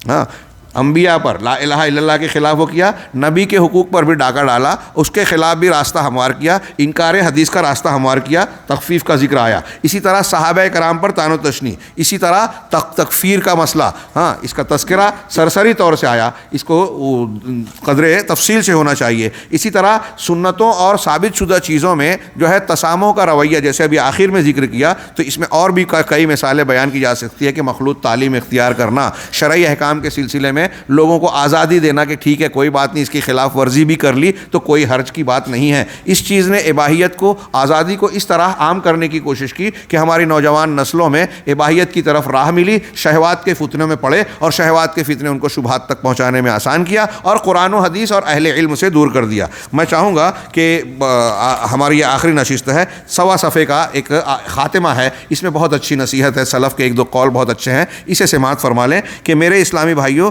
اگر آپ بروز قیامت نجات چاہتے ہیں کہ جس دن نہ کوئی مال کام آئے گا اور نہ ہی کوئی اولاد سوائے اس کے جو قلب سلیم کے ساتھ حاضر ہو، جیسا کہ قرآن میں ہے، ہاں، اپنے رب کے کتاب کو لازم پکڑ لو، اپنے نبی کی سنت کو مضبوطی سے تھام لو اور سلف صالحین کے منہج پر چلو۔ سیدھی صاف تعلیم یہ ہے، ہاں، جو بات کہی، قرآن مانو، حدیث مانو، سلف صحابہ کا منہج دیکھو، ہاں، اور اس کے لیے اپنے علماء ثقات، علماء سلفیین سے مربوط رہو، اپنے نبی کی سنت کو مضبوطی سے تھام لو، سلف صالحین کے منہج پر چلو، اسی میں نجات ہے، اسی میں دنیا اور آخرت کے اندر سعادت مندی ہے۔ ابو العالیہ بہت بڑے تابعی ہیں، میں نے اس قول کے لیے بھی پڑھا کہ اسلام سیکھو۔ ابو العالیہ کہتے ہیں تعلم الاسلام، اسلام سیکھو۔ جب اسلام سیکھ لو، تم کو قرآن و حدیث کی بات معلوم ہو جائے تو دائیں بائیں کسی طرف نہ دیکھو۔ وہ ابو خدیجہ یہ بولتے ہیں، ان کے بارے میں آپ کا کیا کہنا ہے؟ وہ فلاں یہ بولتے ہیں، ان کے بارے میں آپ کا کیا کہنا ہے؟ فلاں، یہ کیوں دیکھ رہے ہو؟ اسلام سیکھ لو، اس کے صحیح مآخذ سے، اب ادھر ادھر دیکھنے کی ضرورت نہیں۔ صراط مستقیم کو لازم پکڑ لو، اپنے نبی کی سنت پر چلو جس پر صحابہ کرام تھے، اور ان تمام خواہشات نفس سے دور رہو جو لوگوں کے درمیان بغض اور عداوت پیدا کرتی ہیں۔ یہ غلط مناہج بغض اور عداوت پیدا کرتے ہیں۔ میرے وہ مسلمان ساتھی جو اس منہج کے اندر پھنس گئے ہیں، موت آنے سے پہلے اس جال سے نکل جاؤ، سلف صالحین کے منہج پر چلو، علماء ربانیین سے علم حاصل کرو تاکہ اللہ کی عبادت علم و بصیرت کی روشنی میں کر سکو، اور اللہ کی طرف لوگوں کو حجت و دلیل کی روشنی میں بلاؤ۔ اس جماعت سے جتنا جلدی ہو سکے نکل جاؤ، اور جماعت کے کسی بھی قائد یا ذمہ دار سے نہ ڈرو۔ جب تک اللہ نہیں چاہے گا تم کو کوئی تکلیف نہیں پہنچے گی۔ اپنی آخرت کی فکر کرنا چاہیے، اور میں تو کہتا ہوں کہ دنیا کی کسی نقصان کے ڈر کے مقابلے میں ایک مسلمان کو یہ ڈر ہونا چاہیے کہ آخرت میں اللہ کی پکڑ میں آ جائیں، جہنم میں چلے جائیں۔ اس سے بچنا اہم ہے، اور اس سے بچنے کے لیے اگر دنیا کا کوئی خطرہ مول لے رہے ہیں تو یہ بہت ہلکا سودا ہے، ہلکی قربانی ہے۔ کتنے نوجوان اس جماعت میں پھنس گئے تھے، مگر اللہ نے انہیں اپنے فضل سے اور اپنے علماء کی کوششوں سے بچا لیا، جنہوں نے ان کے سامنے حق کو واضح کیا اور باطل سے انہیں ڈرایا۔ اور جان لو، باطل میں اڑے رہنے سے حق کی طرف رجوع کرنا بہتر ہے۔ آپ باطل پہ قائم رہیں جانتے بوجھتے، یہ بہت برا ہے۔ اس کے مقابلے میں آپ پلٹ کر صحیح بات کو قبول کر لیں، توبہ کر لیں، رجوع کر لیں، یہ بہتر ہے۔ میرے مسلمان بھائی، اس ذات کی قسم، اب یہ شیخ نے آخر میں، صاحب کتاب نے قسم کھا کر کہی کہ اس ذات کی قسم جس نے آسمان کو بغیر ستونوں کے بلند کیا، زمین کو فرش بنا کر برابر کر دیا، اس مقالے کو میں نے امت کی خیر خواہی، ذمہ داری کی ادائیگی اور ان نوجوانوں کی بھلائی کے لیے لکھا ہے جو اس جماعت کے اندر داخل ہو گئے ہیں اور اپنے مشائخ، علماء، مربین اور اپنے ملک تک کو بھول گئے ہیں۔ اللہ انہیں حق کی طرف واپس لائے اور صراط مستقیم کی ہدایت نصیب فرمائے۔ ہم بھی اپنے لیے یہ کہیں گے کہ اللہ تعالی ہماری نیت کو بھی اخلاص عطا فرمائے۔ ہمارا مقصد کسی شخصیت، کسی خاص گروہ کو نشانہ بنانا اور ان کو کمتر دکھانا ہرگز نہیں ہے۔ اگر ایسا ہمارے کسی کے دل میں پیدا ہو تو ہم صاف کریں، اللہ ہماری اصلاح کرے۔ یہ ہمارا دینی فریضہ ہے کہ حق کو حق کی شکل میں واضح کریں۔ اللہ تعالیٰ نے کہا کہ ہم العدو فاحذروا، منافقین کی، یہود و نصارہ کی نشاندہی کی کہ ان سے بچو۔ نبی صلی اللہ علیہ وسلم نے بتایا کہ 72-73 فرقے ہوں گے، 72 میں سے نہ ہو جانا، ایک کا راستہ تلاش کرو۔ اللہ کے رسول نے بتایا کہ خارجی ایسے ایسے ہوں گے، ان کی یہ پہچان ہوگی۔ تو ہمارا اسی کام کو، نبی صلی اللہ علیہ وسلم کی اس سنت کو ہم آگے بڑھاتے ہوئے لوگوں کو آگاہ کرنے کی کوشش کر رہے ہیں۔ اللہ ہمیں اخلاص عطا فرمائے۔ یہ ہماری دورہ علمیہ کی آخری مجلس ہے، کل ہم یہاں سے رخصت ہوں گے۔ میں اللہ رب العالمین کے جناب میں شکر بجا لاتا ہوں کہ اس نے مجھے یہ توفیق دی کہ آپ حضرات کے درمیان حاضر ہوا، کچھ باتیں پیش کی، کچھ خطا ہوئی تو اللہ ہمیں معاف فرمائے۔ فرمائے اور ہماری درگزر کو جو ہے ہماری غلطیوں سے درگزر فرمائے۔ پھر اس کے بعد میں شیخ مختار احمد مدنی حفظہ اللہ اور ان کی پوری ٹیم کو، دعوت سینٹر کے لوگوں کو، ان کے ذمہ داروں کو میں کہتا ہوں کہ اللہ جزائے خیر عطا فرمائے۔ ان کا میں شکر گزار ہوں کہ انہوں نے ایک بہترین موقع میرے لیے عنایت فرمایا۔ اس سلسلے میں کچھ رطب و یابس پریشانیوں کو جو ہے برداشت کیا اور بڑا اہتمام کیا۔ میں اپنی طرف سے کہوں گا کہ اللہ تبارک و تعالیٰ ان کو جزائے خیر عطا فرمائے، اور تمام معاونین اور جو شرکاء ہیں ان کا بھی شکریہ ادا کرتا ہوں، دعوت سینٹر کے ذمہ دار جنہوں نے اس کی اجازت دی، اہتمام کیا، اور آپ تمام کا بطور خاص مرد اور خواتین جنہوں نے اس پروگرام میں شرکت کی، آپ لوگوں کا شکریہ ادا کرتے ہوئے گزارش کروں گا کہ ہم سب اللہ سے یہ دعا کریں کہ اللہ تبارک و تعالیٰ ہمارے اس دینی تعلق کو اور اس افادے اور استفادے کو قبول فرمائے، اور اس کی برکت سے ہمیں دنیا اور آخرت میں فائدہ عطا فرمائے۔ ان چیزوں کو، ان مشارکت کو ہمارے میزان حسنات میں اس طرح سے شامل فرمائے اور اس کو صدقہ جاریہ بنائے کہ پروردگار یہ ہمارے لیے نجات کا ذریعہ بن جائے۔ تمام معاونین اور متعلقین کا میں پھر سے شکریہ ادا کرتا ہوں، ان کے لیے دعائے خیر کرتا ہوں، اور امید کرتا ہوں کہ وہ بھی اپنی دعائے خیر میں ہمیں یاد رکھیں گے۔ کوئی غلطی اور تسامح ہوا ہو تو اس کی نشاندہی کی جائے اور اس کی اصلاح کی جائے۔ ہم لوگوں کا تعلق دعوت و تبلیغ اور اصلاح کے واسطے سے ہی ہونا چاہیے۔ کسی پر ضرب یا جو چیزیں پیش کی گئی ہیں اس میں کسی کی تحقیر اور کمتری کی بات نہیں، بلکہ شریعت کی تعلیم کو عام کرنا، غلط کو اجاگر کرنا، اور اس سے مسلمان نئی نسل کو صحیح راستے سے آگاہ کرنا مقصود ہے، جو ایک دینی فریضہ اور ذمہ داری ہے۔ اللہ رب العالمین ہماری غلطیوں کو معاف کر کے نیکیوں کو قبول فرمائے، اور ہمیں جو ہے دنیا اور آخرت میں کامیابیوں سے نوازے، ہر قسم کے فتنوں سے ہمیں محفوظ رکھے۔ اقول قولی ھذا واستغفر اللہ لکم سائر المسلمین وصلی اللہ علی نبینا محمد۔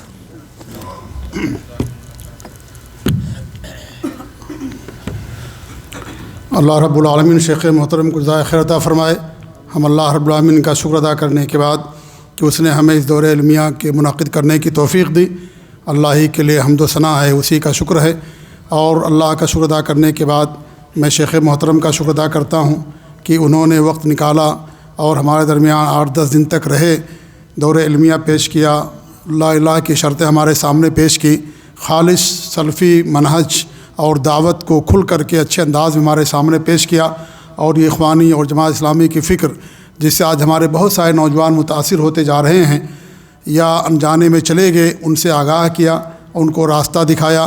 یہی ایک داعی کا کام ہوتا ہے کہ حق کو لوگوں کے سامنے پیش کر دے اور صحیح راستہ دکھا دے، تاکہ ان کے سامنے کوئی دلیل باقی نہ رہے، ان پر حجت قائم کر دی جائے۔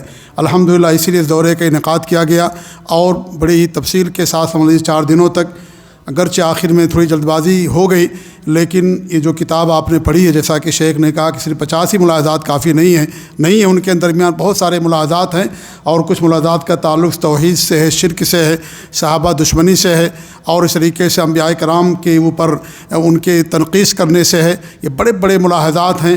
ان ساری ملاحظات کو جان لینے کے بعد بھی اگر کوئی آدمی ایسی جماعت سے منسلک ہوتا ہے تو اس کے بارے میں ہم کیا کہیں؟ ہم نے راستہ دکھا دیا، صحیح باتیں بتا دی ہیں، اللہ تعالیٰ سب کو توفیق دے۔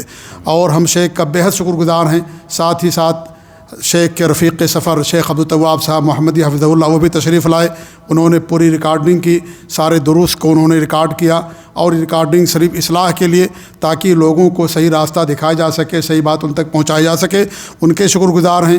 ہمارے جو متعاونین ہیں، کارکنان ہیں، ہم اللہ کا شکر ادا کرتے ہیں کہ اللہ رب العالمین نے ہمیں ایسے مخلص کارکنان عطا فرمائے جو بڑی محنت اور لگن اخلاص کے ساتھ ہمارا ساتھ دیتے ہیں، اور اس طریقے سے اس طرح کے دورہ علمیہ اور پروگرام میں بھرپور تعاون کرتے ہیں، اور اس طریقے سے ساتھ دیتے ہیں۔ اللہ تعالیٰ ان کے مال میں، علم میں، عمل میں، ذریت میں، تمام چیزوں برکت عطا فرمائے۔ ان کے لیے بھی ہماری دعا ہے۔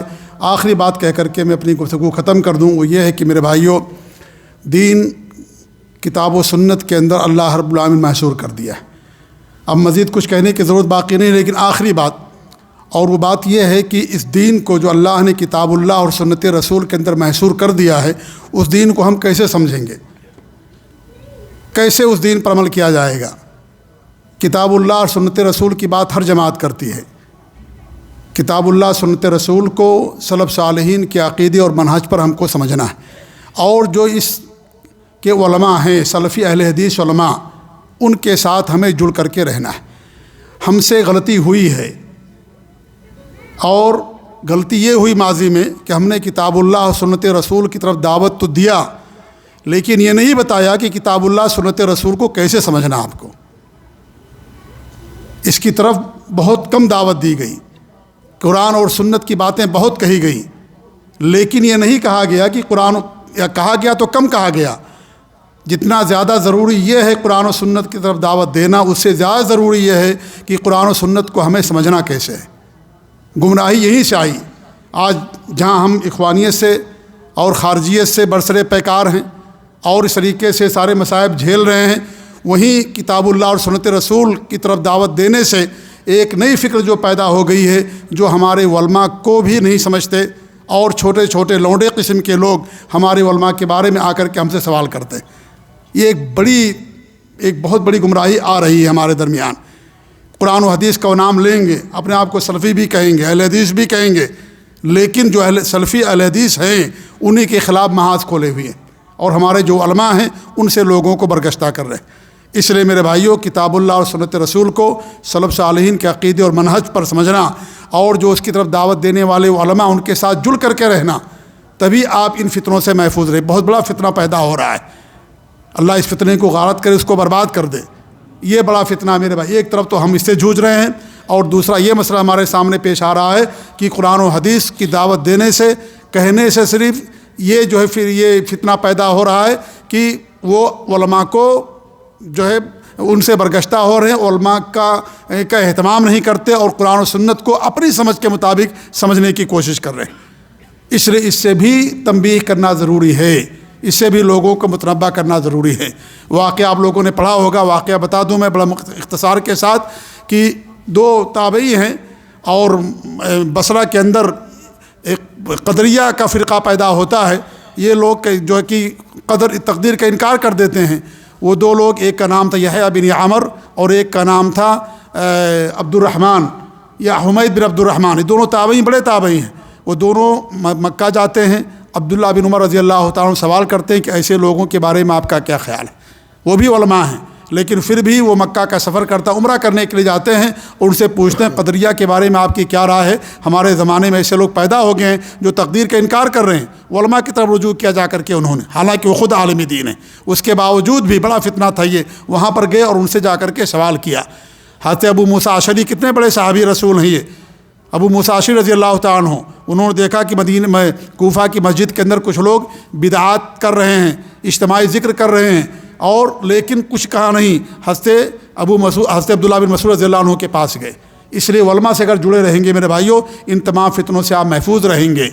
یہ جو سارے فتنے پیدا ہوئے علماء سے نہ جڑ کر کے، خوارج نے یہی کیا، جماعت اسلامی یہی کر رہی ہے، اور اخوانی جماعت یہی کر رہی ہے، اور جو بھی سلف صالحین کے منع سے ہٹے ہوئے ہیں کہ لوگوں کو علماء سے دور کر رہے ہیں، مفکرین سے جو حالات حاضرہ کے نام پر لوگوں کو دھوکہ دیتے ہیں، جو ادبیات اور زبان کے ماہر ہوتے ہیں، ان سے لوگوں کو جوڑ رہے ہیں، کیونکہ ان کے پاس تحصیل نہیں، ان کے پاس شرعی علم نہیں، ایسے لوگوں ان کو جوڑ رہے ہیں اور علماء سے برگشتہ کریے۔ خوارج کی پہچان، اس لیے خوارج کی جماعت میں علماء نہیں تھے، آج بھی ان کی جماعت میں علماء نہیں ہیں، محدثین اور مفسرین نہیں ہیں، اور ان کے ہاں عقلانی اور اس طریقے سے لوگ پائے جاتے ہیں۔ اس لیے علماء سے جڑ کر کے رہیے، جو اہل حدیث علماء ہیں، سلفی علماء ہیں، آپ کے اپنے علاقے کے جو علماء، ان کے ساتھ جڑ کر کے رہیے۔ آپ ان سے جڑے رہیں گے تو فتنوں سے بچے رہیں گے، ورنہ فتنہ سے آپ اپنے آپ کو نہیں بچا سکیں گے۔ اللہ تعالیٰ ہم سب لوگوں کو ہمارے اپنے جو علماء ہیں، ان علماء کے ساتھ جوڑ کر کے رکھے۔ اللہ تعالیٰ ہمیں ان کی رہنمائی میں کام کرنے کی توفیق دے۔ اللہ تعالیٰ ہمارے علماء کی حفاظت فرمائے، ان سے جڑ کر کے رہیے، انہی کے ساتھ رہیں گے تبھی ہماری آپ کی حفاظت ہوگی۔ ہم آپ کا بھی شکریہ ادا کرتے ہیں کہ آپ لوگ تشریف لائے اور 4 دنوں کے اس دورے میں شریک رہے، سنا، اور اگر کچھ ایسی چیزیں ہمارے اندر پائی جاتی ہیں، ہماری یہی درخواست ہے۔ آخر میں شیخ نے کہا کہ ہم ان سے توبہ کریں، ان چیزوں کو چھوڑیں، کھل کر کے ساری باتیں آپ کے سامنے پیش کر دی گئی ہیں۔ اب کوئی اس کے اندر خفا اور کوئی راز و ریاض والی بات نہیں رہ گئی ہے۔ اللہ رب العالمین ہم سب کو سلف صالحین کے عقیدے اور منہج پر قائم رکھے، آمین۔ بہت بہت شکریہ آپ لوگوں کا۔ ہمارے یہاں جو پروگرام ہوتے ہیں ان تمام پروگراموں میں بھی آپ لوگوں کو ہم شرکت کی دعوت دیتے ہیں۔ ہر سنیچر کو یہاں عقیدے واسطیہ کا درس ہوتا ہے، اور ہر سوموار کو کتاب التوحید کا درس ہوتا ہے، ہر منگل اور بدھ کو اوپر درس ہوتا ہے۔ اس میں آپ لوگ شریک ہوں تاکہ آپ لوگوں کو علم بھی ملے اور اپنے علماء سے بھی آپ جڑے رہیں۔ اللہ تعالیٰ ہم سب کو توفیق دے۔ خواتین کے لیے بھی کہیے، جی خواتین کے لیے بھی کہیے۔ جی ہاں، خواتین کے لیے بھی ہے یہ، ہمارے یہاں برانچ ہی ہے خواتین کی دخل محدود میں، اور یہ جو سارے دروس ہوتے ہیں یہ سب کے لیے ہیں، مرد کے لیے عورت سب کے لیے ہیں۔ ایسا نہیں کہ عورت کے درس کے لیے کوئی ایسی عورت لائی جائے گی جو فیس بک پر، واٹس ایپ پر، سوشل میڈیا پر متحرک ہوگی، اس کے دروس ہوں گے، اس کے بیانات ہوں گے جیسے اخوانی جماعت کے لوگ اس طرح کے لوگ کرتے ہیں۔ ایسا کچھ نہیں، دین کی ذمہ داری علماء کی، علماء پہنچائیں گے۔ علماء عورتوں کے مسائل بھی جانتے ہیں، مسائل آپ لوگ سیکھیں جا کر کے اپنی عورتوں کو بتائیں، وہ عورتیں بھی ہمارے پاس آئیں، یہاں درس کے اندر شریک ہوں۔ تو یہ ذمہ داری جو ہے محدود پیمانے پر عورت دعوت کا کام کر سکتی ہے، یہ نہیں کہ اس کے لیے اسٹیج سجا دیا جائے اور وہ سوشل میڈیا پہ نکلے اور جو ہے اس کا درس ہو اور اس میں لوگ شریک ہوں، اس کے فالورس ہوں اور اس طریقے سے اس کو لوگ لائک کریں اور سوشل میڈیا پر، فیس بک پر باقاعدہ اس کی آئی ڈی ہو اور لوگ اس کے اندر شریک ہو۔ یہ صحیح، یہ سلفی منہج نہیں ہے، ہم اس کا ساتھ نہیں دیتے۔ یہاں الحمدللہ علماء موجود ہیں، اور جو علماء دین ہی کی تعلیم دیتے ہیں وہ دین ان کے لیے بھی جہاں ضروری ہے وہی مردوں کے لیے جہاں، وہی عورتوں کے لیے بھی ہوتا ہے، اس میں شریک ہوں۔ اللہ رب العالمین ہم سب کو توفیق دے، جزاکم اللہ خیر۔